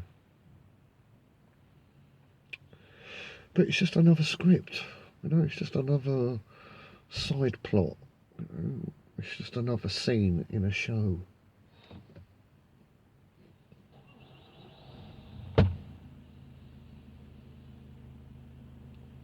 And I wonder, like, how long has this been going on? You know, how many times have I been reset?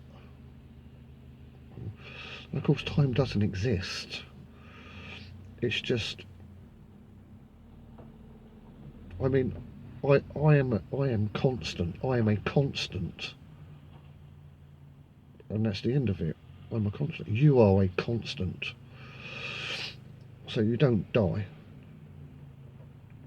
You're not born.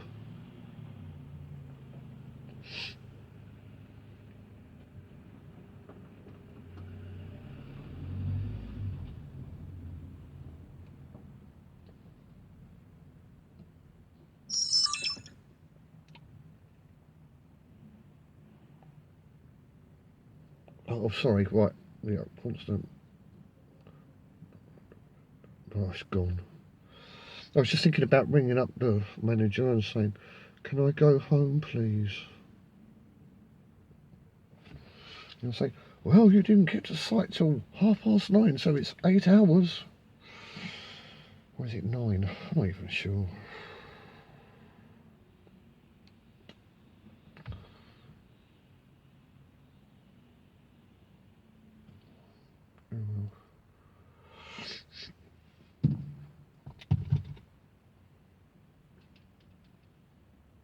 Yeah, so my working situation, I'd say the last 2 months, there's been a crest building on a wave, approaching me. And the last 2 months has been the wave crashing down and hitting me, getting me to the point that I'm like, and then trying to pull me in to further enslave me. Like, so they're implementing laws now. Like, for 6 months, I start early and finish early. You know, that was the agreement. So there's a big bag on my fucking eye there.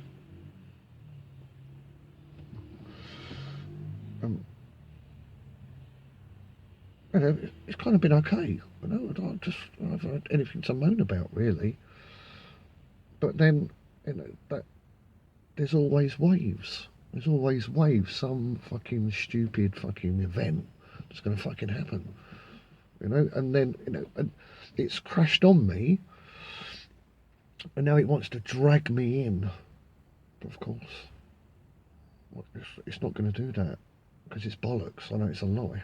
You know, so I'm just like stopping, and I'm going to go and join another company. You know.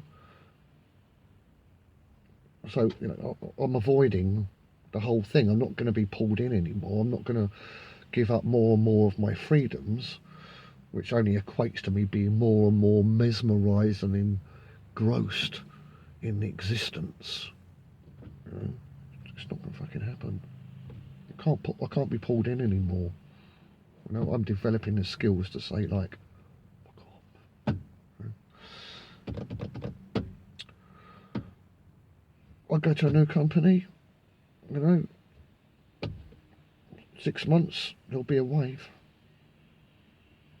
And then I'll wave.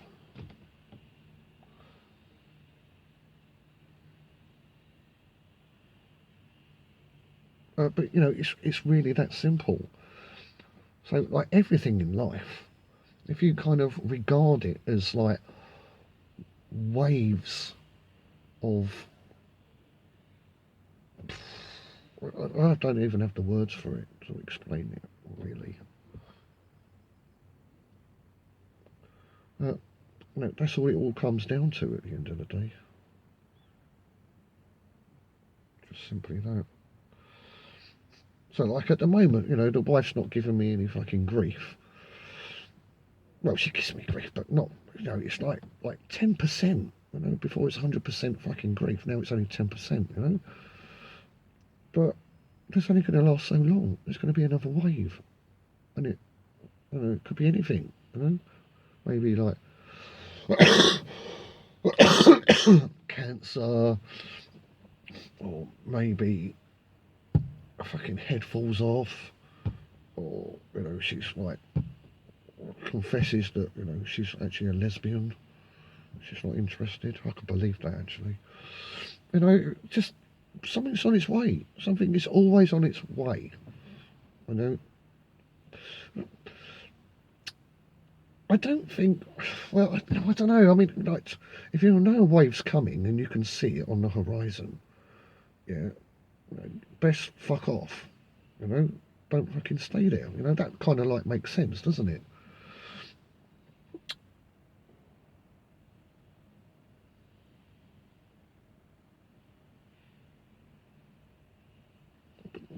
You know, the problem I've got is that, you know, by moving away, you've interacted. You know, that's my problem. And it's all about us being under the illusion of interaction. You know, that's the problem. So by me doing that, I'm just compounding the fucking problem for myself, aren't I? So I just fucking stand there and take all this shit and say, I'm just fucking standing there, you're not pulling me back into the ocean, I'm fucking standing on the shore. You know? Do I do that? I don't know. But then, you know, the situation I've got now, whereas I'm completely fucking trapped. I've got no free will. I've got no free will at all. That's it. I work for this company, and I'm now compelled to give up my freedom. My freedom, you know, to just go home when I've done my work, or when I think I've done enough work. You know, what is that? It's so fucking weird. I need a tea bag. A tea bag, like cold used tea bags. Funny, isn't it? I mean, that's, you know, vanity. That's so fucking hilarious, isn't it? Oh, you're so vain. You can't stop looking at yourself in the mirror. Hello, hello. That's not you in the mirror. It's my reflection. Oh, I'm getting old. I'm getting bald. I'm like, no, mate, no, no. It's a lie. It's a lie. You know, and, you know, if you actually do spend a lot of time in front of the mirror and do like adorning yourself and stuff like that, I mean, can you see how dumb that is? And just how ridiculous it is for someone to say that you're vain. It's not you, you know? You've fallen in love with the illusion, this entity, whatever the fuck it is. It's it. It's not you. So how can you be vain? You're adoring something else, not yourself. Unless it's like reverse psychology or something. So, you know, even though you're not actually loving yourself, loving your appearance, because you don't exist in this form, yet you still think that you do exist in this form, and so you love yourself and you love looking at yourself in the mirror. The fact that you're not actually there doesn't, I mean, what a head fuck.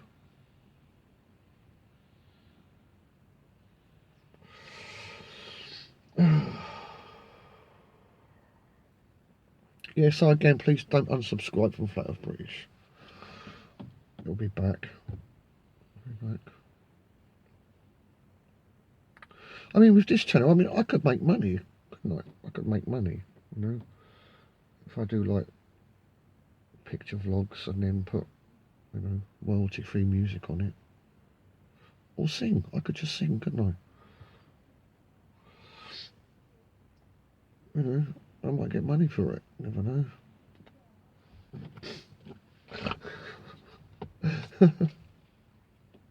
It's insane. It's completely insane.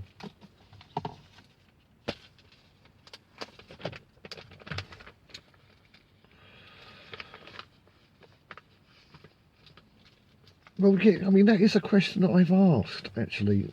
You know, that is a question, you know. Now,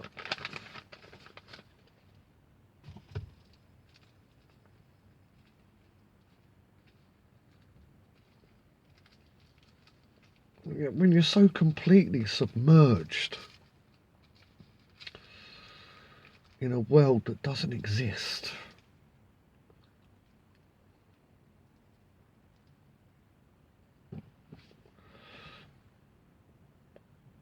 you know, how much of you is you? I'm not talking about the physical body. You know, you that's being manipulated right now. You know, I mean, I have mannerisms, speech impediments, uh, you know, all different things. You know, but how much of it is actually me? You know, am I? You know, some people. I mean, like Martin would say, you know, we manifest our reality, so you have to be careful. You know, I can see there's an element of truth in that. You know, and at the same time, I can see that there's no truth in that. You know, it's just the way I think.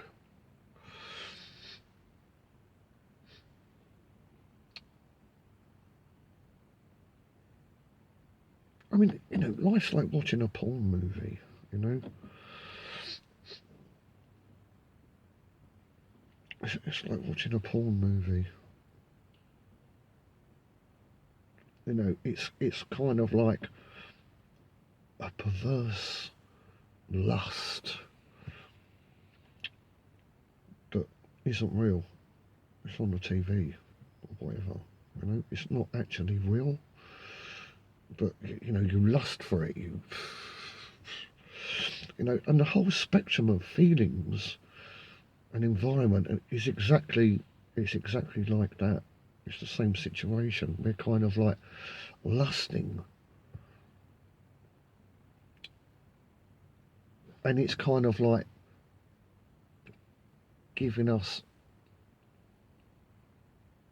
experiences that kind of attract that lust. You know, it's kind of like that.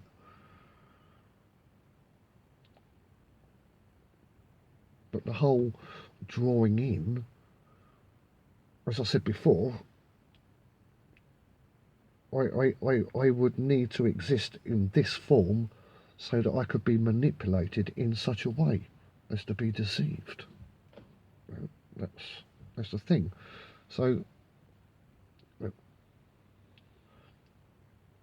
is there anything of me in this whatsoever? And of course, the answer's no. So that just complicates things.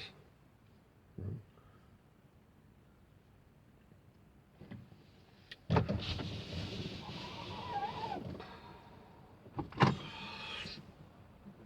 mean, if you look at like the Trinity, you know, one God, three individuals, but one, a perfect community.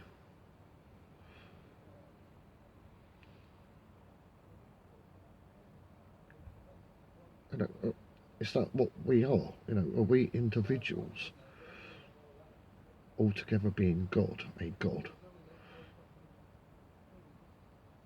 Or as that guy said on that Martin chat vlog, Lee doesn't realise that we are him or he is us.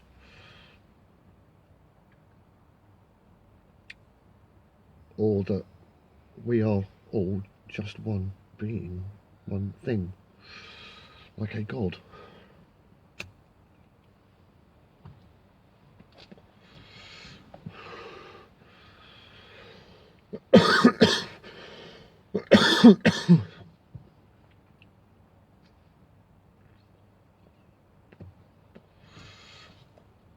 But of course, you know, I haven't been able to think about this a great deal because, you know, obviously all the things I've told you about I've been going through the last 3 months, whatever. It's just,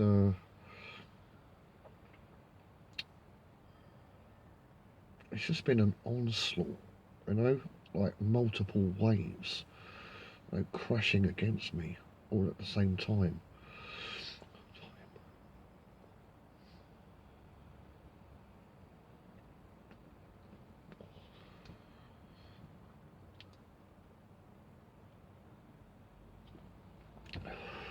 It doesn't matter about like Agenda 21, Agenda 23, Agenda 2050. No, it's all lies. It's all lies. And even if it did come to fruition, you know, Agenda 21, you know, obviously that's when it starts. You know, they're going to get everybody living in cities, ban personal transport, ban personal property, and then when you're all in your little ghettos, they'll just do a fucking San Francisco on you. Now, that might happen. You know, it might happen. I mean, I don't think it will, because I think we fucking stopped that from happening. You know, but it might still happen. And if it does, it doesn't matter, because it's not real. You know, and then, you know, in a moment you are alive, in the next moment you are dead, and in the next moment you are alive, and in the next moment you are dead. Just, it doesn't stop. You know? Waves. But you're not there, you're not in it, you're just being subjected to it.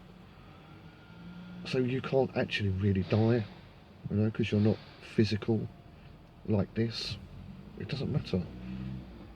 Just, it doesn't matter. It doesn't matter.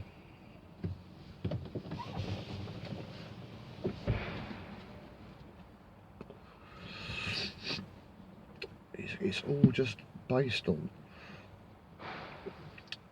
to capture you, keep you there, or draw you in. That's it. You know.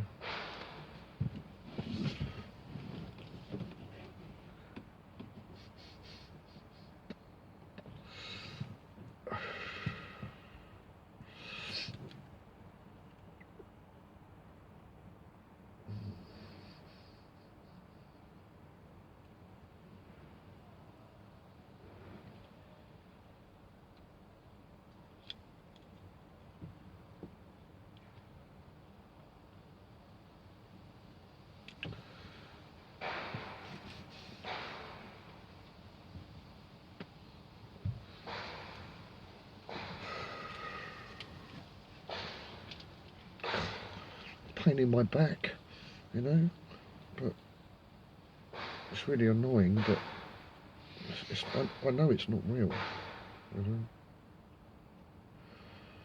I mean, it's the thing itself, you know. It generated this body. It's generating the pain. It's generating molecular breakdowns. You know, it's just, it's everything. It's absolutely everything. But it's all it. It's not us. Personally, I don't want to know. Personally, I don't want to know. But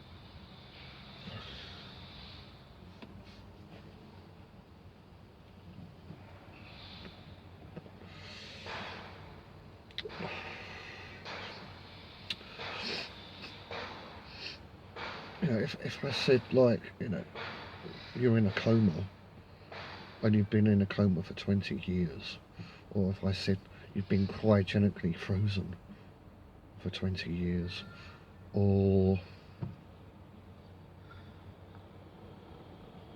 you know, something along those lines, and during that time you've dreamt up all of your life, all the experiences, everything, you know,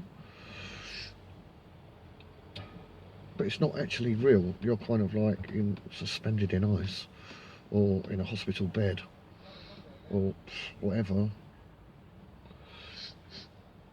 and then one day you wake up or you know, maybe your family's there, or maybe you've been cryogenically frozen, maybe your grandchildren are there or grown up, and then you wake up and it's a completely different world, completely different. And you're like, yeah, but you know, what about this? What about like Donald Trump? You know, what about Boris Johnson? What about Queen Elizabeth? And they're like, who? What are you talking about? Who? Like, well, World War One, World War Two. They're like, World War? What's war? You know,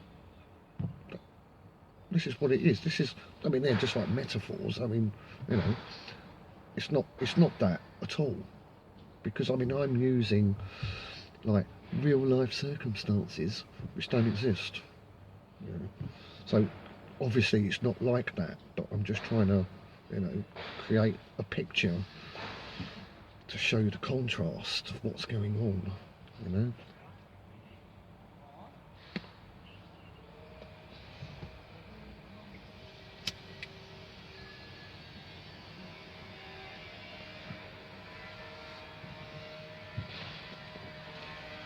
Fucking, what's the time now? It's going to be dark by the time I go home. 4 o'clock. I've got an hour and a half now.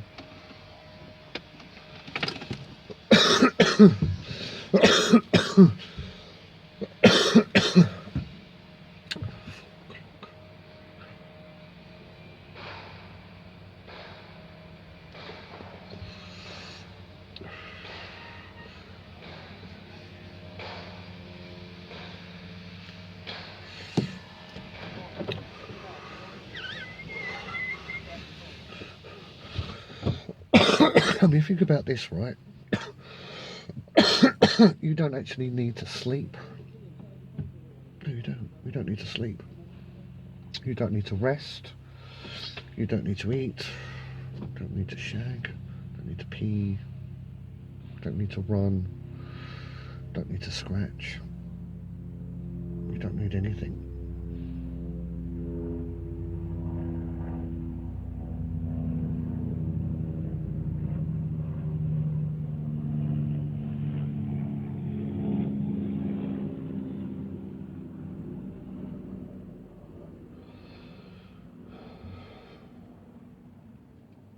Oh, yeah, okay. Yeah. Why have I not lost my mind?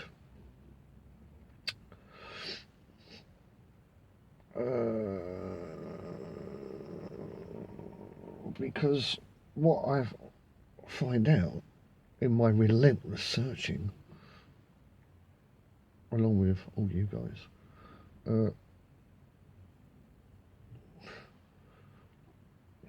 truth, finding out truths. That's what happens, you know. Because like I might say something to you, and you're like, "Oh my, what? Fucking hell, he's right. Oh my gosh," you know. You think that you might lose your mind, but then you know. But then the fact that you realise that what I'm actually saying is actually true, you know, it's like a counterbalance. You know, the truth kind of like sets you free from insanity. But of course, you know, I mean, I say truth, but that's not really what I mean. You know, it's more of a undoing of a lie. I mean, you know, when you observe everybody,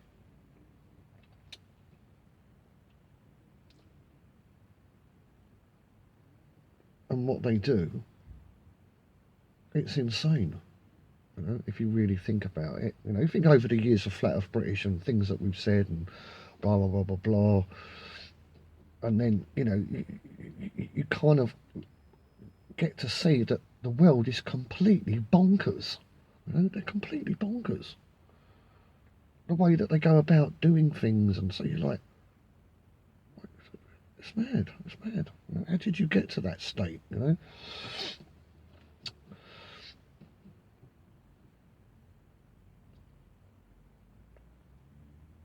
So when I dare to break it, to you know, to find out, you know, what's a lie, and then I find it, and it completely turns my world upside down, I don't go mad, because it's kind of like a hole being plugged. You know, it's like my brain's full of holes, and then when I work it out, the holes get plugged with truth. I don't want to use that word, you know, but that's what happens. My mind actually gets reinforced.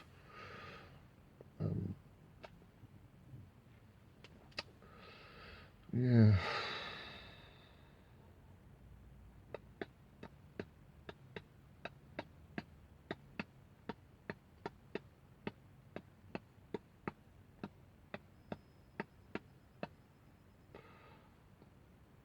You know, whatever this entity is, it's completely fucking mad, isn't it? It's mad. You know, I mean, you know, just you know, it's like I said in a VanaVlog before. You know, like in this life of mine, you know, I was born, I popped out from between a woman's legs. You're like, really, really? I mean, it's fucking ridiculous. You know, it's stupid. You know, the whole thing about having lungs, having to breathe. You know, what a complete waste of fucking time. What a waste of time. How limiting that is. You know. You know, I can't like fucking get in a hot air balloon and just go up or down. You know, because I got lungs. I need to breathe. I get so high or deep. You know, but it's mostly water and not oxygen.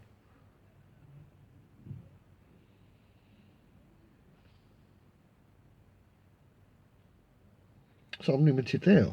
Or you know, if I wanted to go to Dover, you know, in England, and walk to France, you know, just walk off a dock, land on the ground like, was it Highlander 1? That movie, Highlander 1. You know, just like walk across, you know, just walk on the bottom of the ocean floor to Calais, you know. Why can't I do that? Lungs. What a stupid fucking idea, you know. Stupid. Dumb.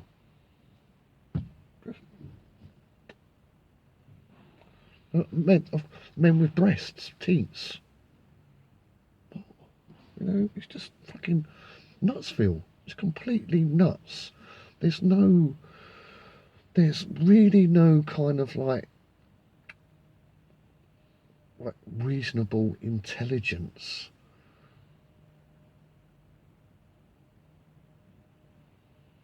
in it all at all. It's just ridiculous. You know?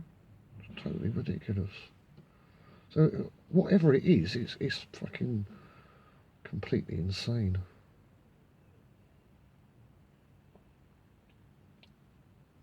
Look, I mean, even for myself, look, here I am on Earth. You think it's a ball, it's a plane, doesn't matter. You know? I should be completely free to do whatever I want, go wherever I want, do whatever I want. You know, but I can't. I don't. No, I can't. I don't do that. Instead, I'm enslaved.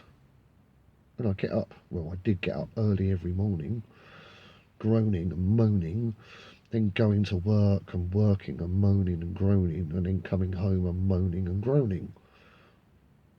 But you know, who's doing that? I'm doing that to myself, aren't I?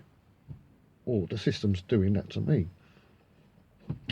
But the insanity of the way that I live my life, based on this illusion that's supposed to be real, and the laws and the physics and the barriers and borders of it, it's mad. It's completely mad. Completely mad. Bonkers. completely bonkers. I mean, you can see that, can't you? You know, the way people act and do things, you're like, what?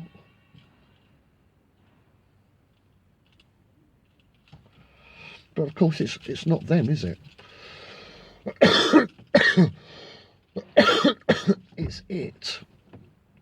It's it imposing its fake reality on them,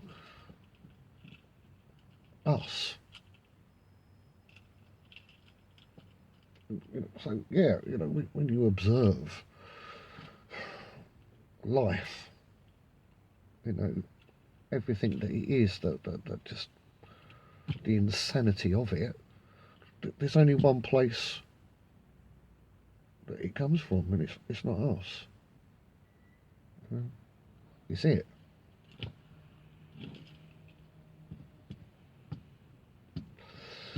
So I reckon we're submerged, and that's how we're trapped. In the trap, everything happens in waves, or like currents, if you want. And it's as simple as that. Somehow,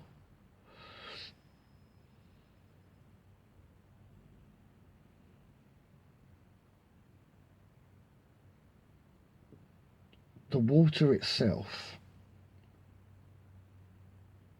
is a thing, and it.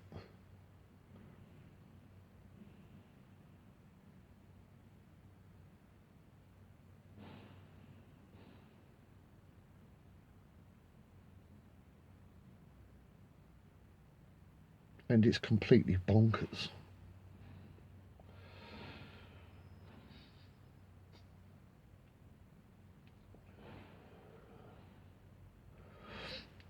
And it's something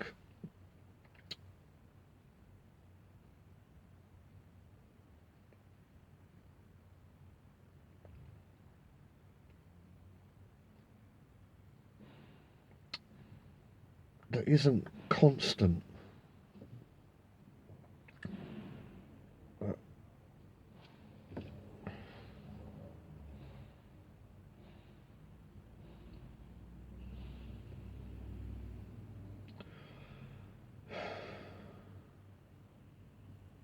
And so hence the experience seems like an ongoing thing.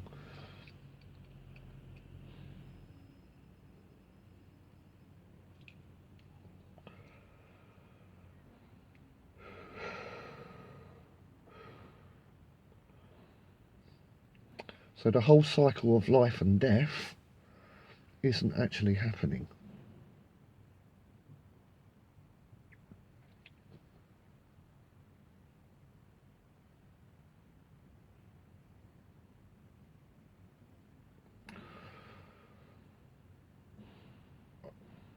Well, one reason you could say is that, the physical form is subject to decay and death.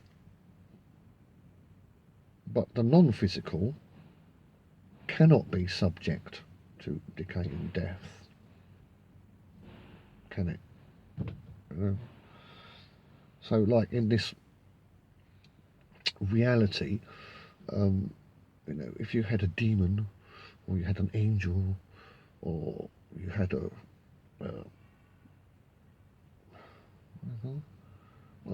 something like that, non-material, it's not subject to the laws of matter, is it? Yeah? And if this is a lie, that means you're not physical, so you can't die. Yeah.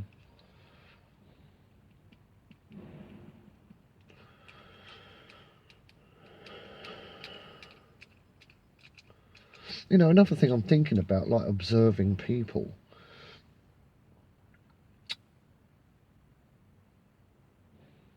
Do they have a different speed of wave hitting them? You know, do they have a different speed? So for them, their concept of time would be different to mine, because that thing going on, which is given a title of time, would be different. So do people have different experiences of time? So like for them, for some people, like an hour would seem like 3, you know? Or then like Monday, you know, I'd work for an hour and a half and like 4 hours had passed, you know? But of course there's no such thing as time. And obviously what had happened is the waves have slowed down, the current had slowed down or sped up. I don't know, you know, I don't know. But for sure, I was in shock. I was like, huh? How's that possible? You know, couldn't work it out. You know? But of course I was thinking about time, thinking in terms of time. But then, that's why I couldn't work it out. But now, I'm like, Lee, what are you talking about? There's no such thing as time, you know? It's just, the thing changed its rate of attack, that's all.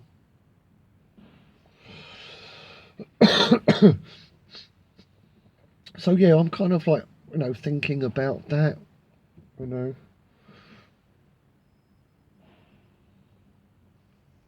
You know, the more I think about it, people that, when I've had to work with colleagues,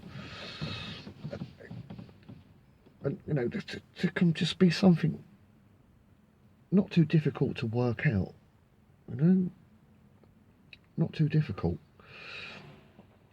And you know, maybe I'm teaching them something, and I'm showing them how to do it, and I'm explaining it as simply as I possibly can, slowly, and kind of like in a procedural way. This is your first step, this is the second step, this is the third step. Yeah? And I say that because I think, well, if I didn't know, how would I want it explained to me so I could understand it completely and quickly? And yet, you know, some of these people, they're just like staring, you know, at the thing that I'm explaining. You know, it's like it's not registering in their mind what I'm saying. It's like, it's slow for them to, like, I press that button. You know, it's like that. But now I'm wondering if, like, you know, people are kind of like in their own little bubble, and maybe it kind of like expands or contracts, or it's not a bubble. Maybe it's just, you know, the forces just on them, the rates changing, because everything that you see and do isn't real, and it's governed by it, whatever the fuck it is, right? So that's the thing. It governs, you know. So you can say it governs time. It governs everybody's time. It can govern everybody's individual time. You know, day or night. Doesn't matter. It's in control. We are not in control. You know? And the illusion of time, and people being able, through belief that they think they exist, that they can actually do things better than someone else or what, but it's just bollocks, you know. Bollocks. Oh. It's getting darker.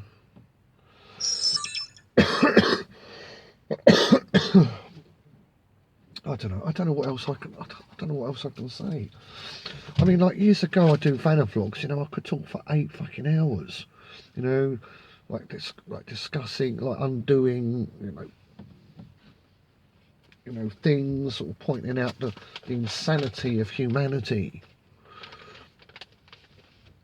for hours, you know. But then, you know, I get to the point where I am now, and it's kind of like, well, I mean, it's still relevant.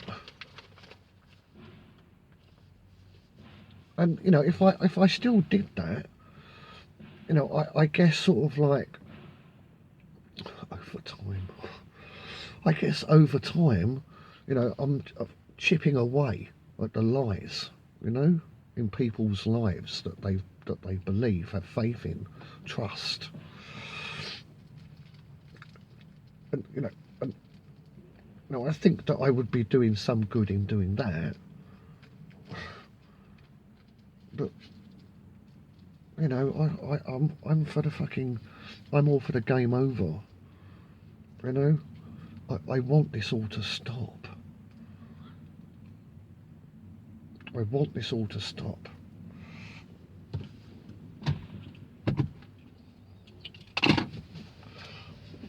Lighter. Oh, there's another one now. It's getting cold now.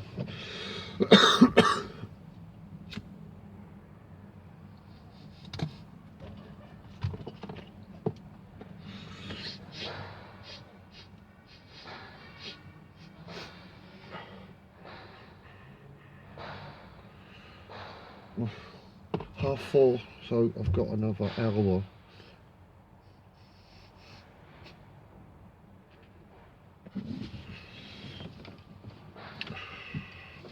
And then I hit rush hour, so I'll be another 2 hours home. It took me 2.5 hours to get here today,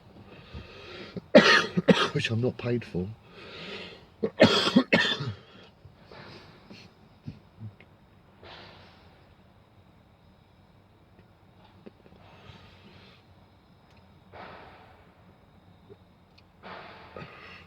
I mean, the whole thing is like, you know, this reality is supposed to be based on reason.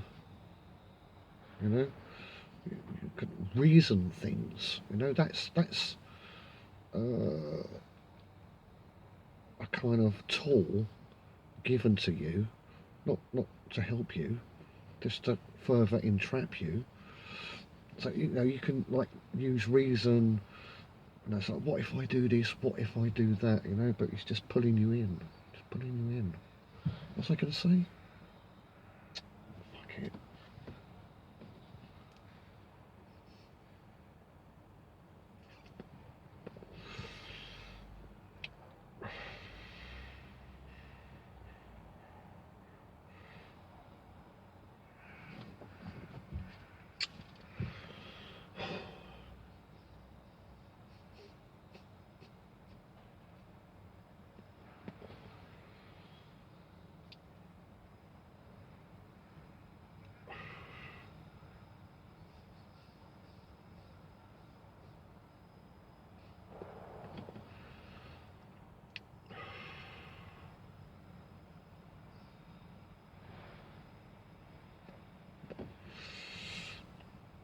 But of course, my wife's niece's boyfriend that killed himself, he's not dead. Mm-hmm.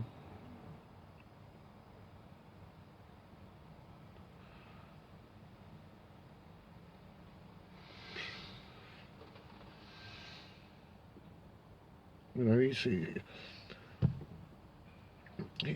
still sort of like under the illusion.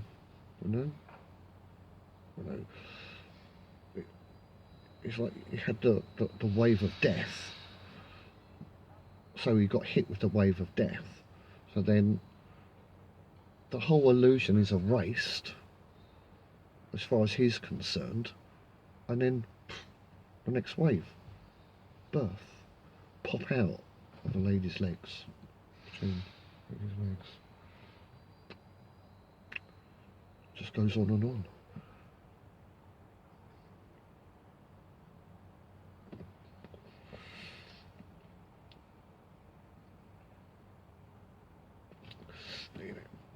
And the other thing about that is that because in our own reality there's no such thing as time.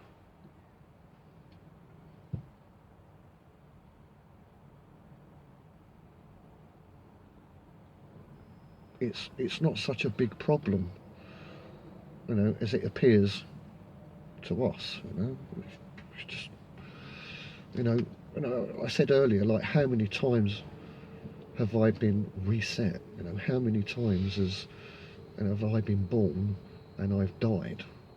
You know, how many times was I born a woman? How many times was I born an animal? How many times? But that's not the truth. That's not how it works. The illusion works like that, but we're not here. This is not us, and time doesn't exist. So there's no kind of like urgency, because urgency is to do with time. There's no urgency. There's nothing to worry about.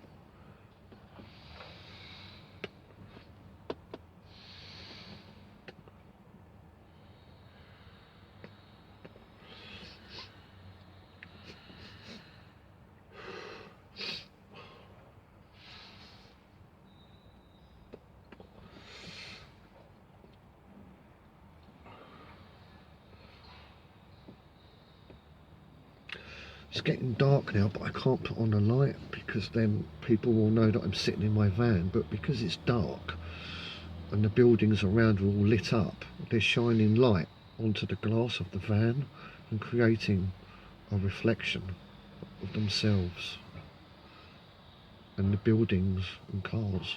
So they can't see me. So I can stay here and carry on.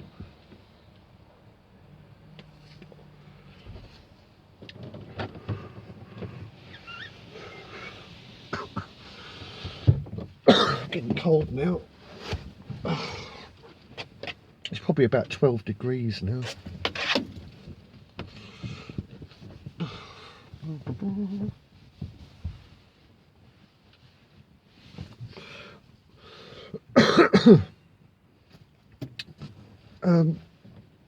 But in reality, I'm just being hit with waves and currents. That's what's going on. You know, daytime is a wave, it's a current, and nighttime is a wave and a current.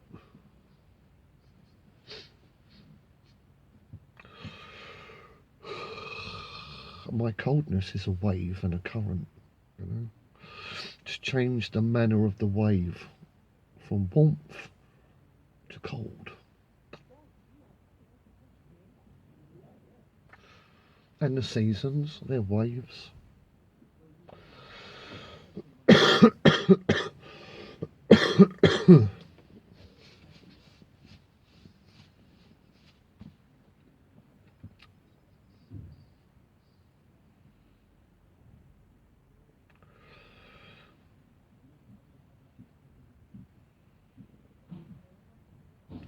I do. I do wonder about the Phoenicians. I do. I do.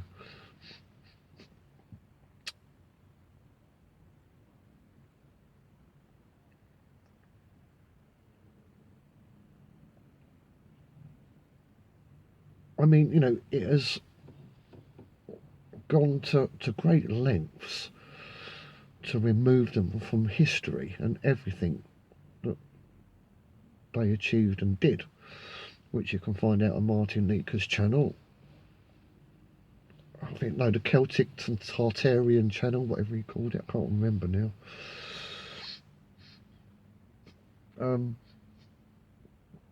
Yeah, a great lot of effort has gone to removing them from history. Now, I don't know if that's because of the whole reset system. They don't want you to know what it was like before. You know, they've done a scene change. But, you know, I really have to wonder about that. Really have to wonder about that. You know. Jesus the Phoenician.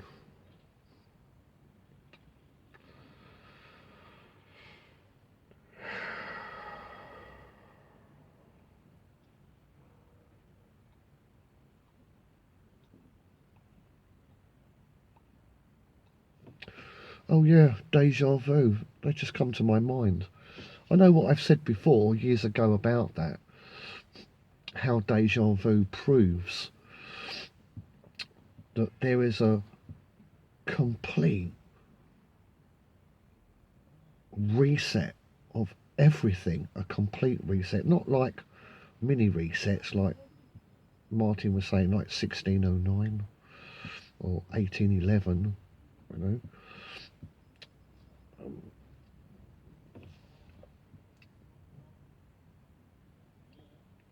Oh, hold on, I'm trying to get back to it. It's hard.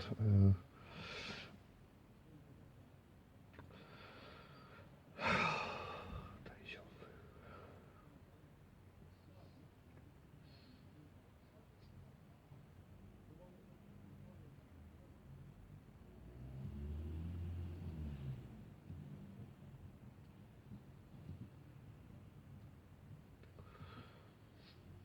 I mean, I think I'll have to say, look, my first thought is when you have a complete reset, complete. So, like, you know, all of history, everything completely erased and started all over again from day one. And then with deja vu,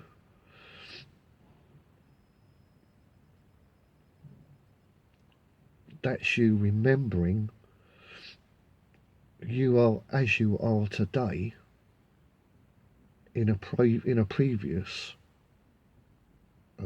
world before a complete and utter reset.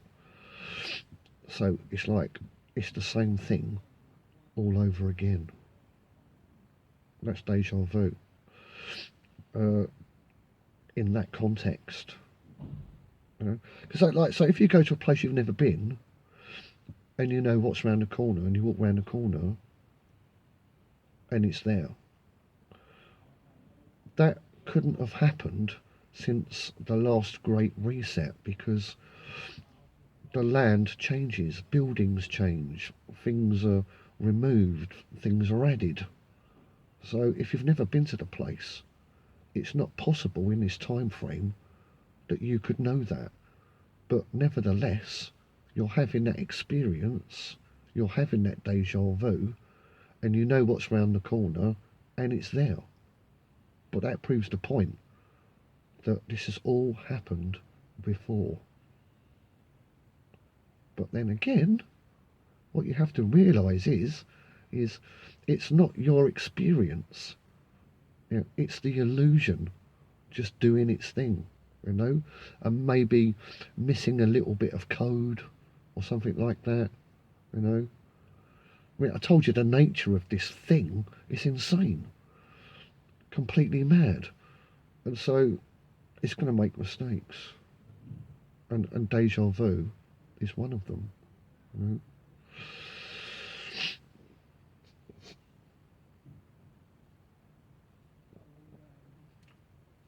Or, you know, equally, it could be because we are only simply observers against our will, that we know that we've seen it before.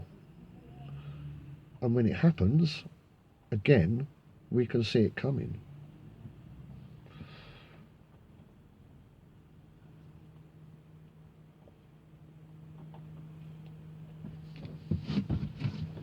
Fucking hell, what's the time?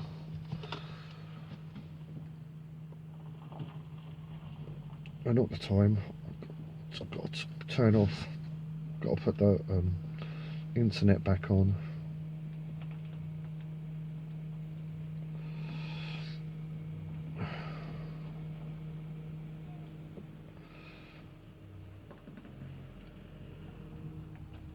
Actually, what's the time? 16:37.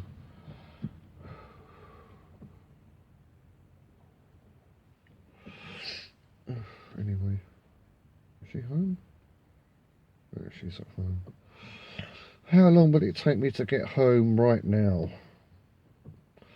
In this stupid little world. Home will take me, if I left now, but I can't leave now. Because I've got to be here for 8 hours.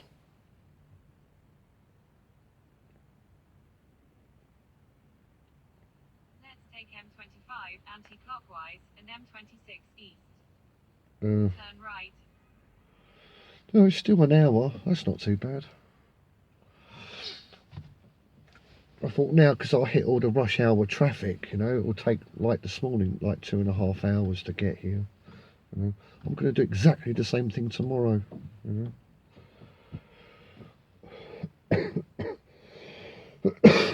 Did I turn it off? I'm supposed to turn it off. I've got to turn off the Wi-Fi because they've got a tracker on the phone,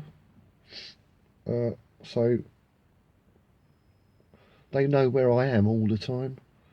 So a colleague told me if you just put on the aeroplane thing, they can't track your phone, which is great. It's kind of annoying, you know. It's taken me 6 months to sort of like learn 3 or 4 hospitals. You can imagine how many thousands of rooms and locations and people and times you can and you can't go to certain places, and working out routes so you could be more efficient rather than sort of walking around a building to another building, like find a cut through, you know, things like that. And I'm nearly there, and now I've got to leave and start all over again with another company. And I'm doing this willingly. I mean, how insane. Maybe I am insane, actually. I mean, I said that, you know, how is it that I've not lost my mind? But here I am, apparently, you know, doing all of this stupid fucking shit. But of course, I'm not. I'm not even here, you know. It's so mad. It's so completely insane.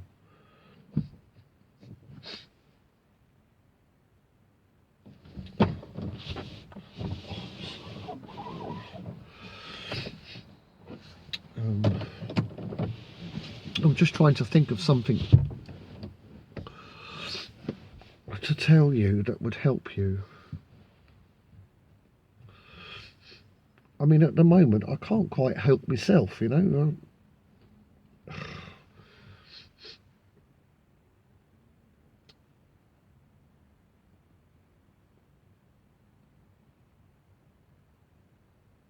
I mean, it's kind of mad, isn't it? You know, if we're God,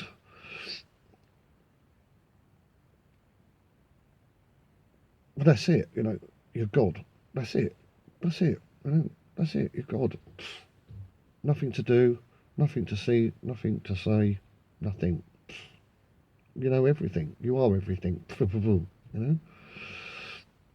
But you know, you kind of get, you know, that kind of like God character with all of its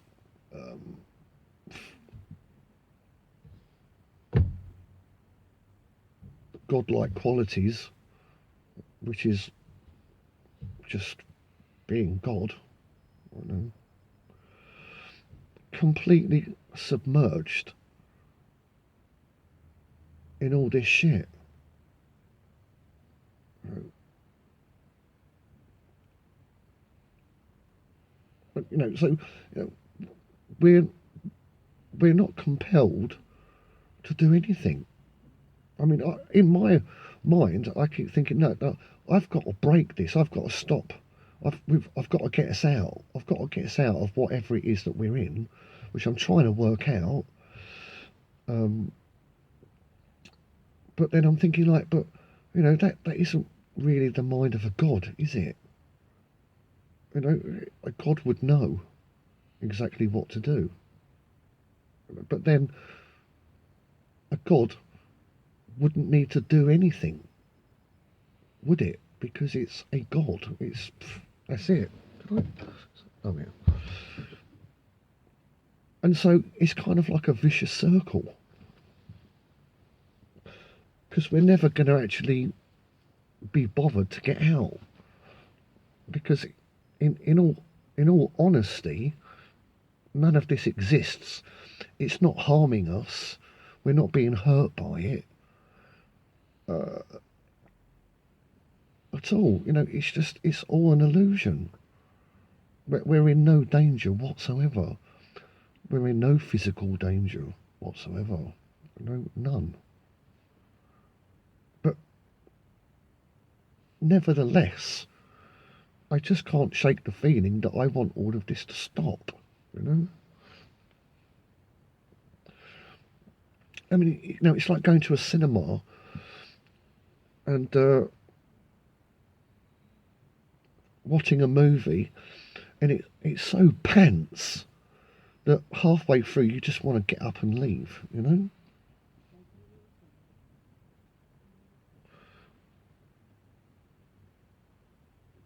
You know, it's kind of like that, you know, for me. But then, you know, I could imagine that a God would actually think that, you know, sort of like go to the watching it and halfway through just fucking like want it to stop and want to leave. I mean, why not, you know? I'll see if I can put some more charge on my phone. It's going to die soon. Gosh,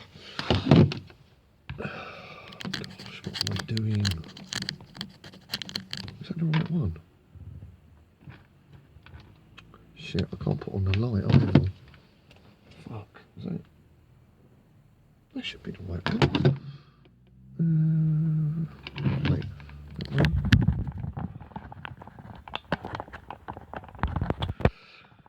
Come on, you tart. Get in there. Are you in?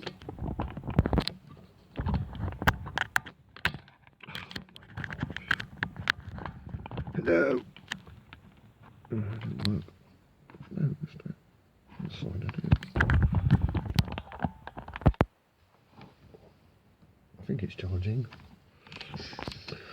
Right, what's the time, Mr. Wolf?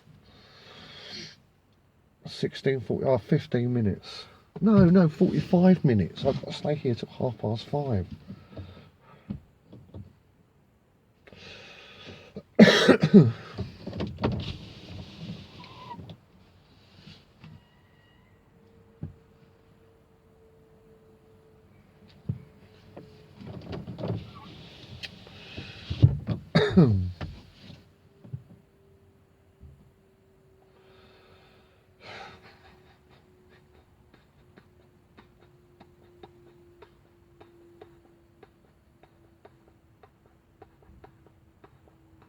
I mean, I have to worry about this whole, you know, ouch, concept of death, you know, that this thing is invented.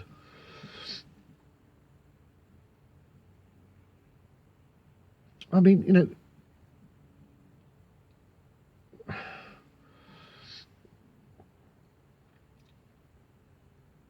I mean, like from the perspective of like creation,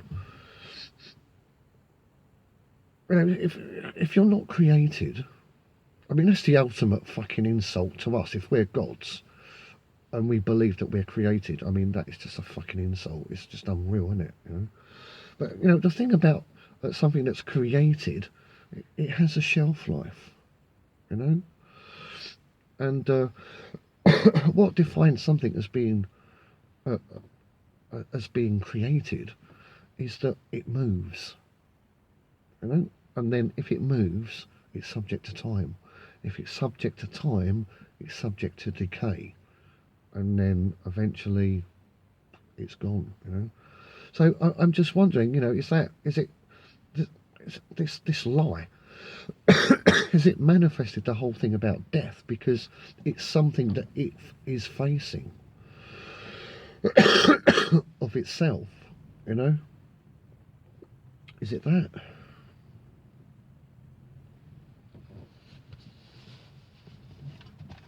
I won't be able to roll a fag in a minute. I won't be able to see anything. Sorry, sorry, fag. Siggy.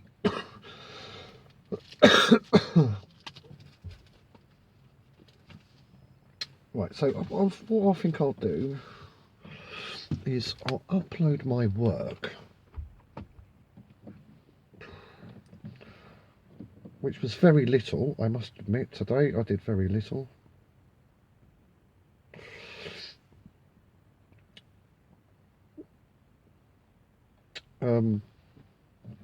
To my manager and my deputy manager, and then phone them and then say, I've uploaded my work, can I go home please? They'll be like, yeah, of course you can, Lee, yeah, that's fine, well done, good work, Lee, you know, all that kind of bollocks. And then they're just rubbing their hands thinking like, we've got him, he's completely under our control now, he will do all of our bidding.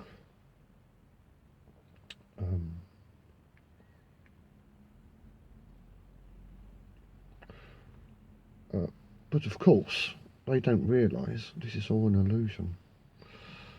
No, they think they're winning. They're thinking they're achieving something. They're getting off on empowering themselves by dominating other people.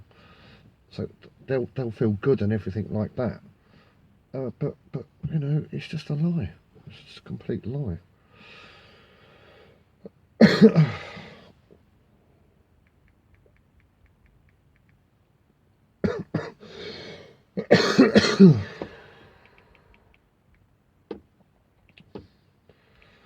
Yeah, just how much of me is it, you know, in this illusion? Just to what extent am I actually deceived, you know? How deep have I fallen into that well and I'm just kind of like climbing out, you know, leaving everybody else behind. You know,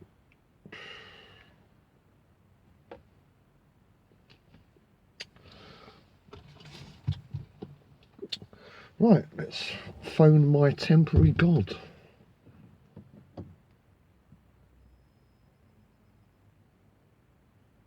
So, I have to be careful. Oh shit. I have to be careful because I'm like this wave that's on me at the moment, there's like lots of emotion in it, you know?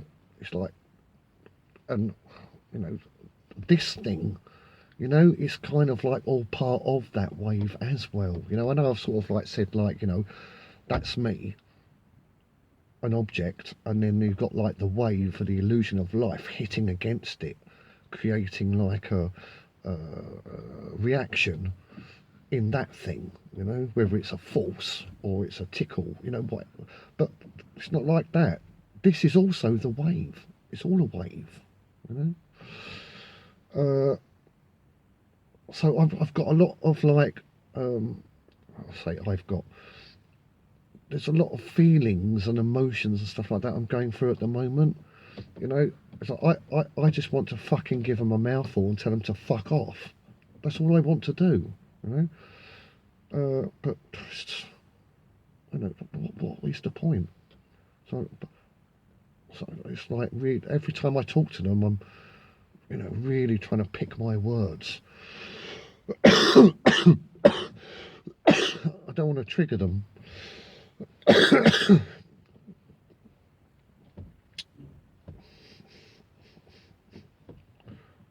Here we go.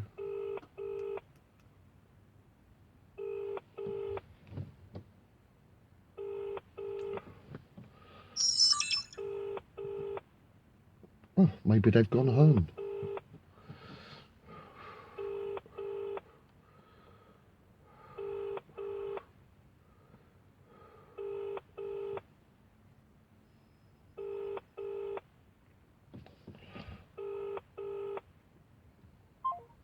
Okay,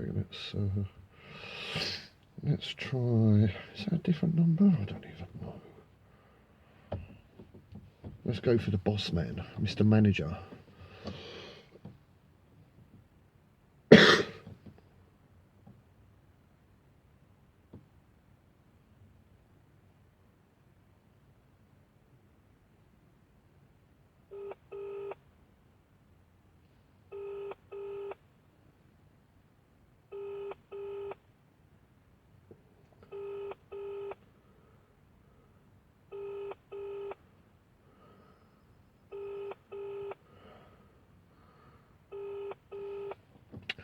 These two guys, yesterday were saying to me, about when you arrive on site, you must ring us and discuss your day's work, and then you must ring us before you leave site.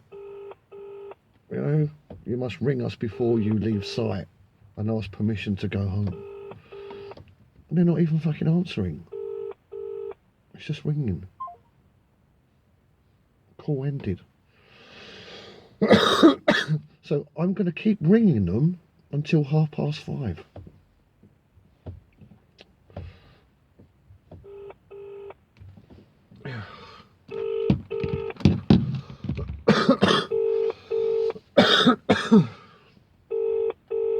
Fuck it, I'll put the light on. Maybe not.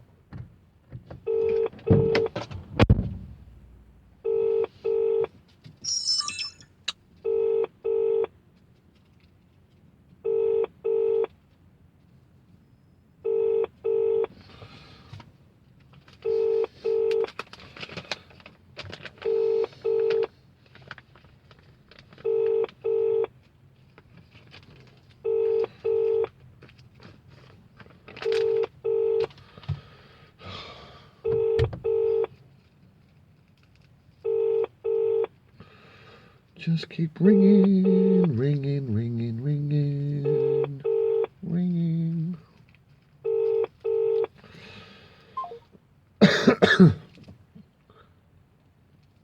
Fortunately, they've got more than one number, so I can keep ringing. It's fun, isn't it? So that one was 661. Fuck off. That one, that's 6. Okay, contacts then. Right, so, what? Right, not that one. Fuck off. That one. That one.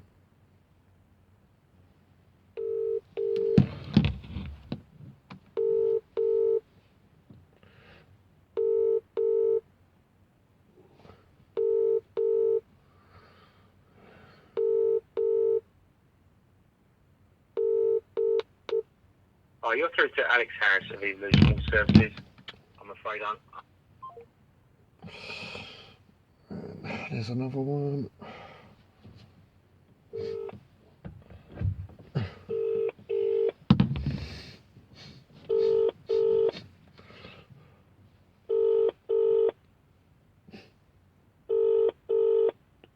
I mean, it's ridiculous, isn't it? You can't leave site until you phoned and asked, begged to go home. That was yesterday. Here I am today. I rang them this morning. Hello. Your Majesty, may I depart? May I travel home? It's just ridiculous. It's ridiculous, isn't it? What a ridiculous story, what scenario. It's shit. Absolute shit.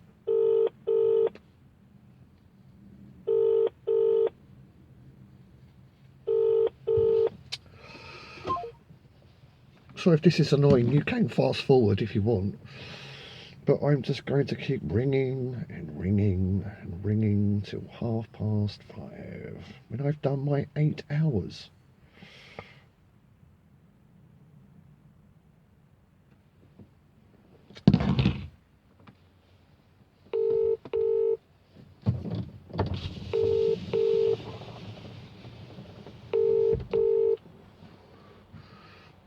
Hi, you got through to the voicemail of Paul Chapman.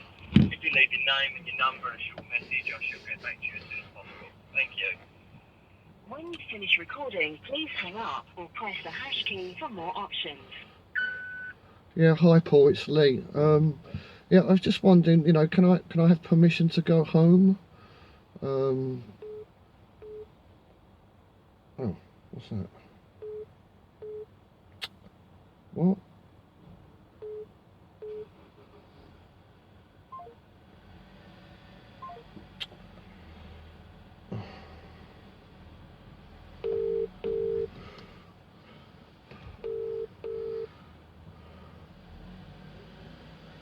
Lee? Hi Paul. All right. Hello, mate. You alright? Sorry, the reception's really bad. I'm just down the road in a bit of traffic. Oh, right, okay. Yeah, I'm just wondering, can I have permission to go home now, or? What? Well, I What mean, do you mean permission to go home? Where are you? I'm at Sutton. Son, well, have you done everything? Well, Done no. your day, ain't you? Well, no. I mean, the work I've got is for like over 4 days, isn't it? I can't do it all in one day. No, that's what I mean. That's what I mean. No, that's fine, Lee. Hey, you've done your hours, mate. You've done your hours. That's fine. Not a problem. Get yourself off. And Okay. what I'm going to do, Lee, moving forward, I think what we need to do is have a look at the buildings, and we're going to segregate it into day 1, 2, 3, and 4 on IBMS, so you can just log on there as well.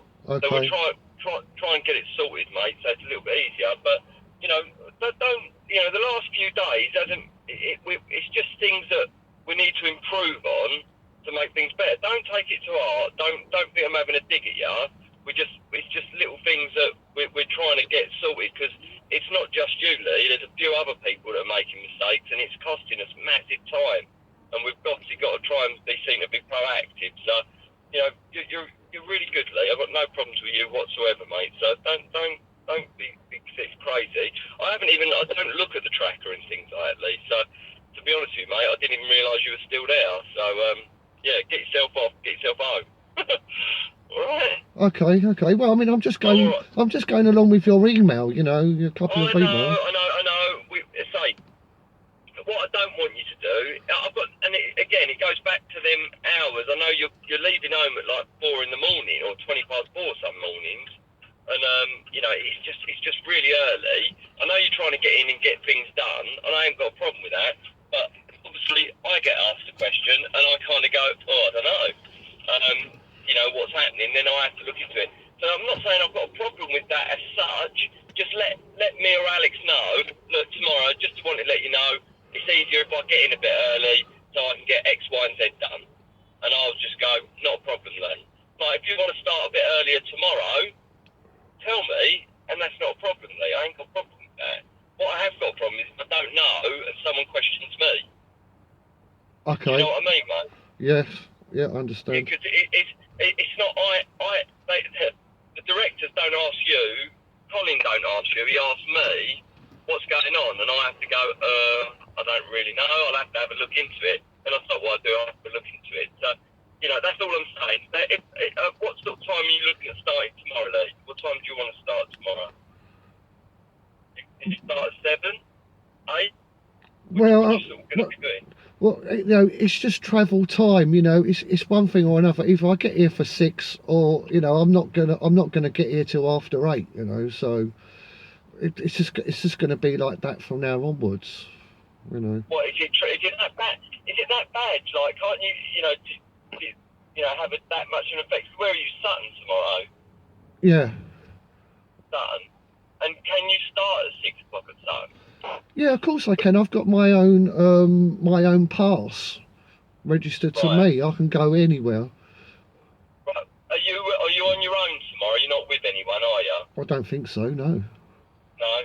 Right. Because I know Paolo's at Lewisham with Tom.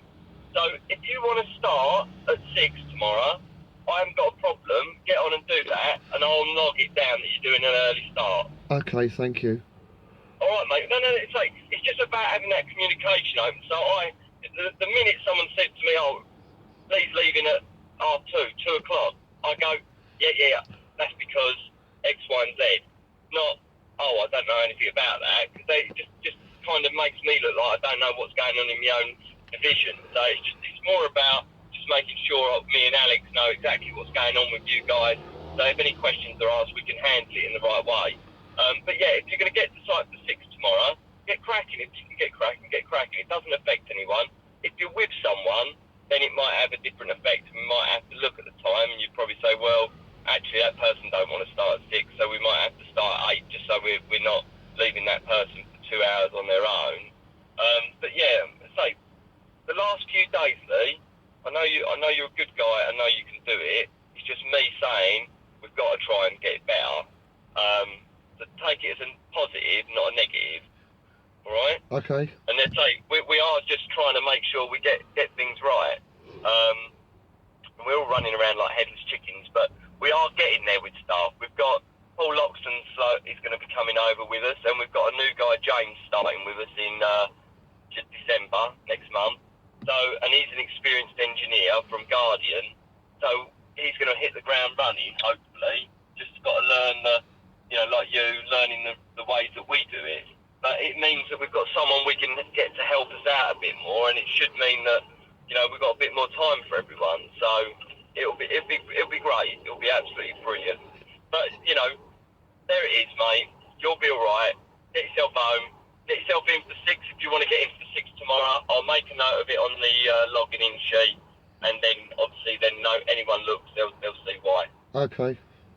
All right, fella? Thank you. All right, Lee. I'll speak to you tomorrow, yeah? Yeah, speak to you tomorrow. Bye. See you later. Take care, Lee. Bye now. Bye.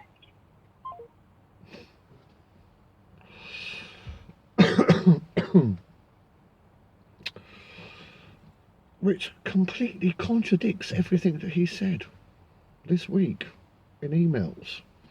I mean, I could read one out right now.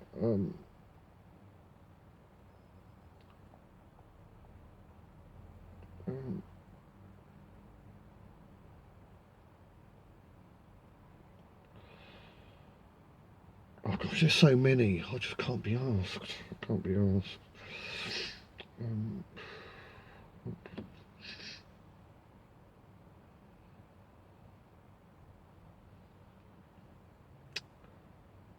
Yes.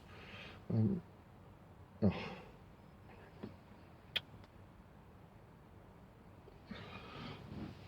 Make a U-turn, then turn right.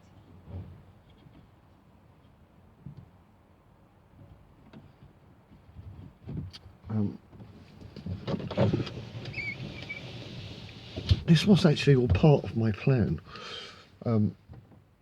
So, right, this morning, where's the key? Like you said, normally 4 o'clock in the morning, that's it. 4:15, I'm on the road. Eddie. So I thought, okay, fuck it, I've had enough. Right. So then I left home at 7, and it took 2.5 hours. So I got here at 9:30.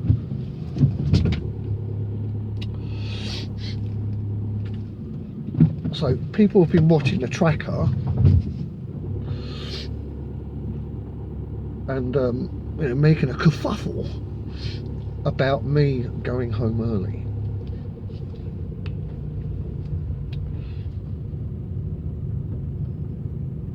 And asking stupid questions like, why would he start early? What a dumb question. I mean, you could fucking work it out for yourself, couldn't you? Not you, them. So I thought, right, I'll fucking teach you. Right, this is what you want, this is what you're gonna fucking get. So I left at 7, all through rush hour traffic, 2.5 fucking hours to get to site.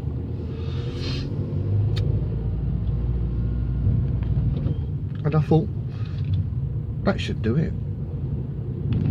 But I mean, that was kind of like a residue thought anyway, because I've already decided I fucking hate them now, and I'm leaving, and I've like got a telephone interview tomorrow, which is nice.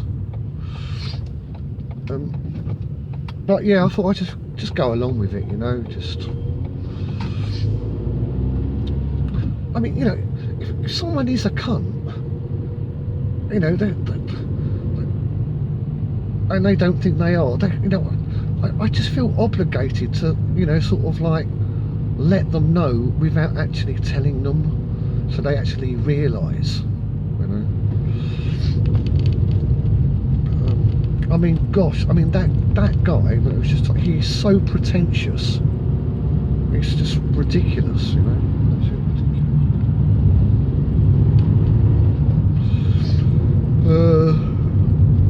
But you know, it's just a show, guys. You know, it's just a show. It's just a bad script, stupid show, and it's all happened before, or maybe even before that. You know, I don't even know. But as I said earlier, it doesn't really matter because time doesn't exist. We're just like static in a liquid.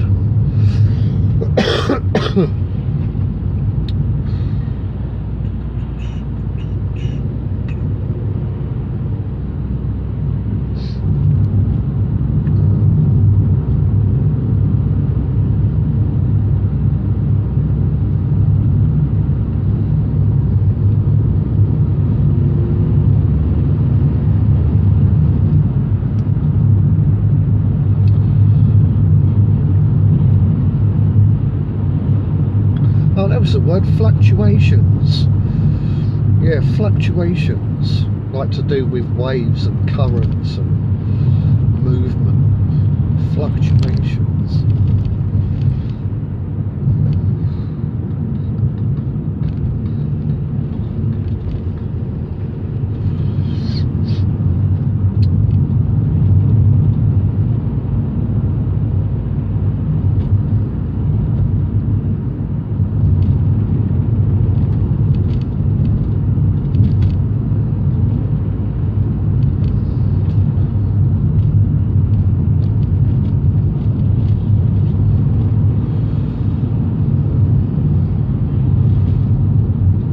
So I'm trying to think of something to say, but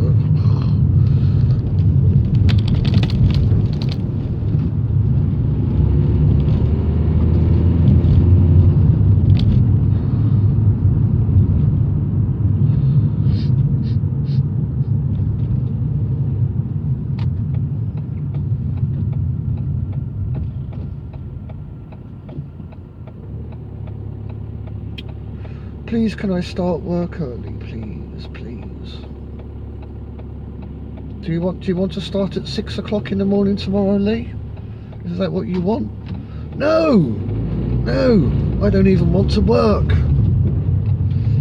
Even if it's an illusion, I still don't want to fucking work. Oh shit, I just picked the wrong road. Oh well. That added more time to my journey to get home, which is funny.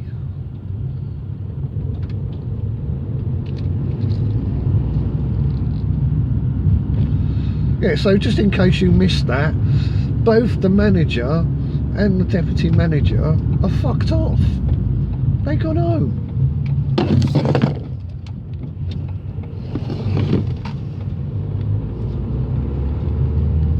And that's in context.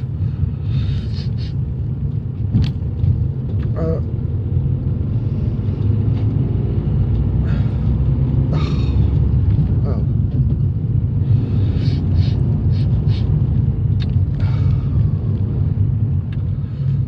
you got your full beams on.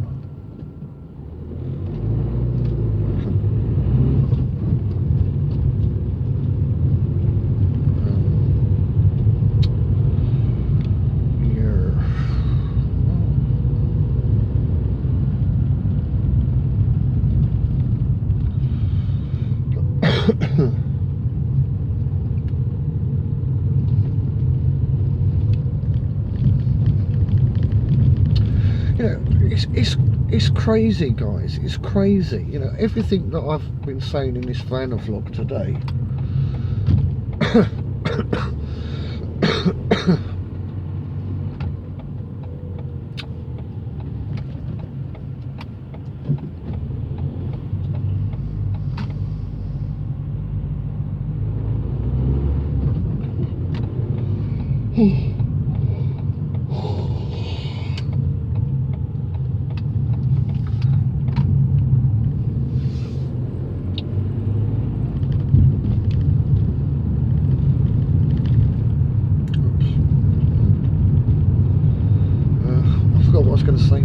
gosh.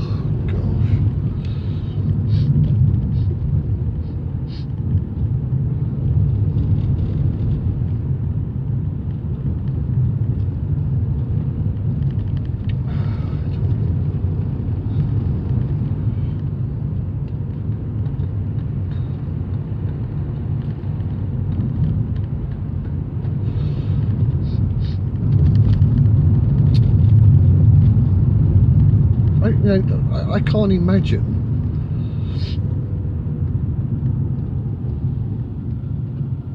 that, since the last couple of resets, 1609, 1811, 1812, I can't imagine that anybody could have worked out what we've worked out,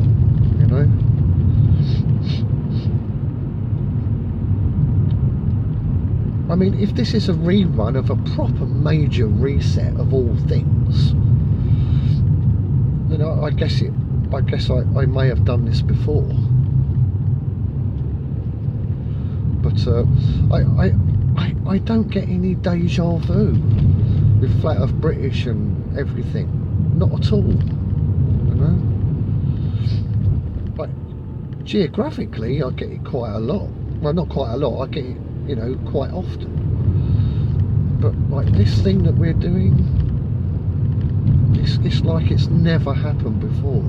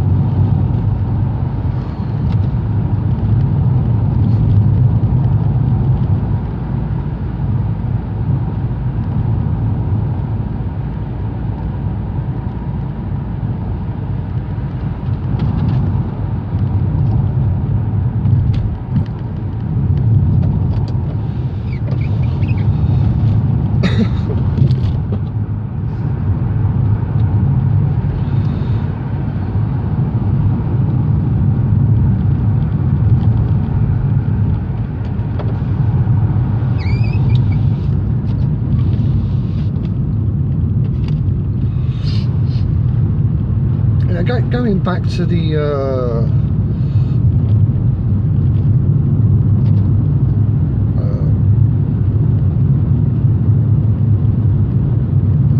whole kind of thing, like, oh, if this world was real, what's really happened,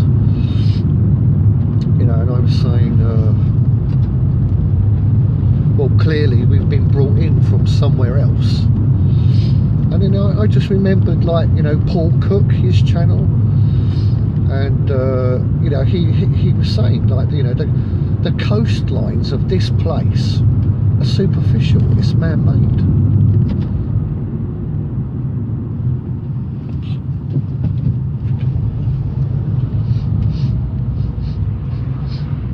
And it just fits in so well, all being put here from another place.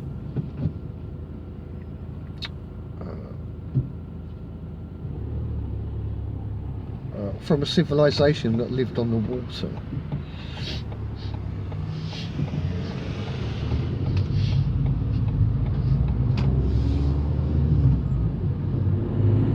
I mean, I don't know the extent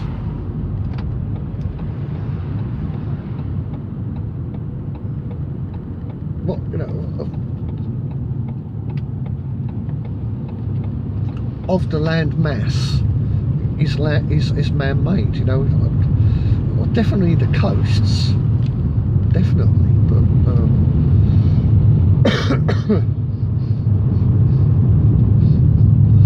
which is a bit weird when you think about it. I mean, why would you make artificial coasts?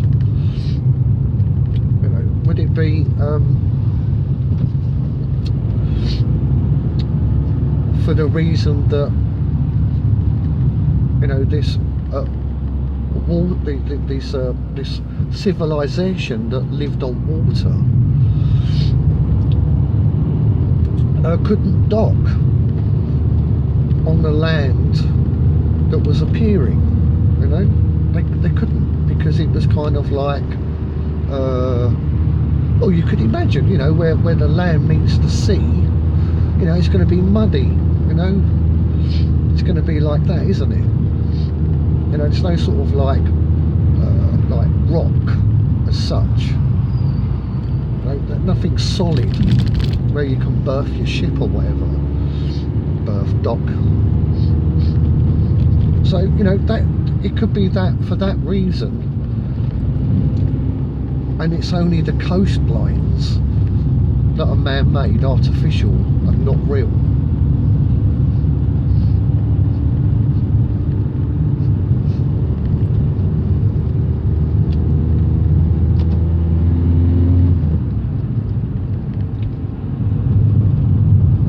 I mean, you know, when I think about, I don't know, like Ben Nevis or something like that, you know, like mountains, you know,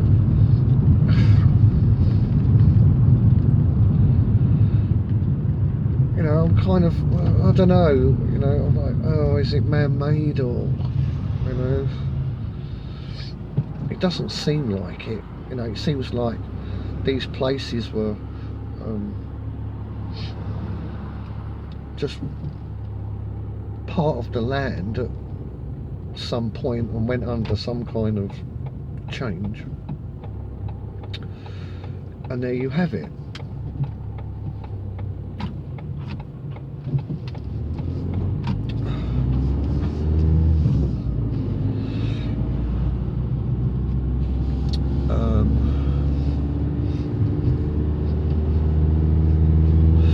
I mean, you know, you can set up volcanoes.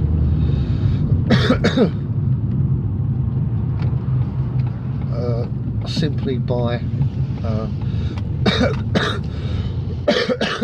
quarrying and then dumping in one pile different minerals and stuff, until eventually you get a reaction which actually causes land to be created. I mean, it is possible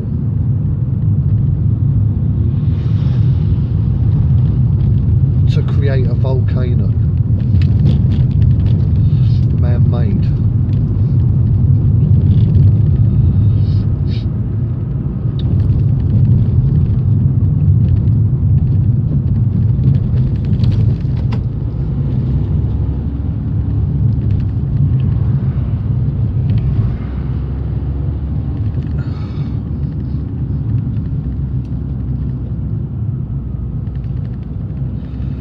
Yeah, but I mean, that's quite a thought, isn't it, to think, you know, that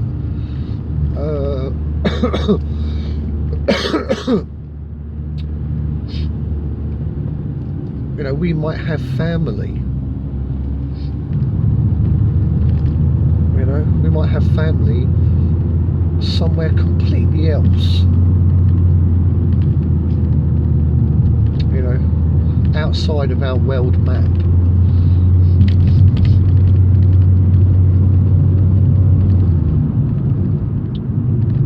And you could possibly escape all this, you know? Just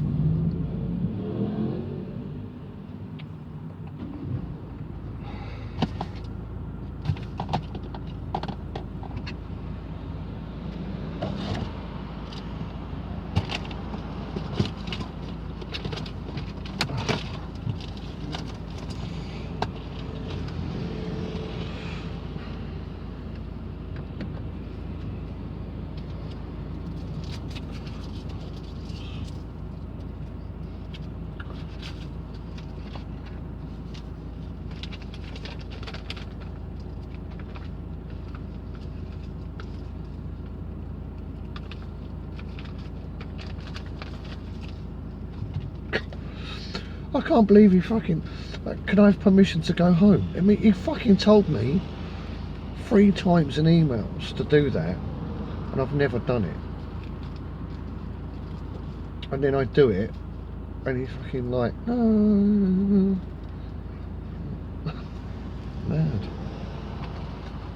It's just insane. It's just insane. The whole script is completely fucking insane. Just fucking stupid.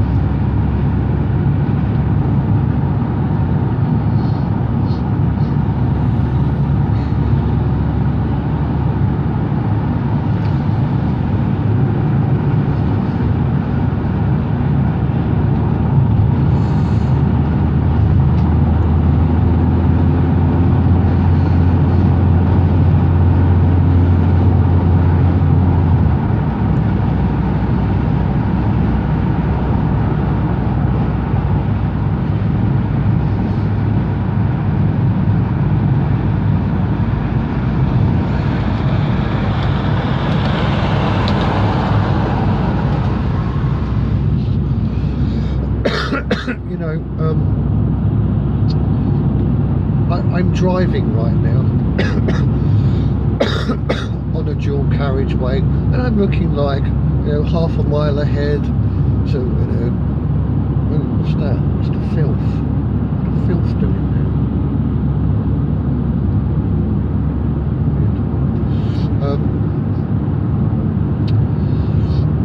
And I kind of like feel like I'm travelling forward, you know, 60 miles an hour.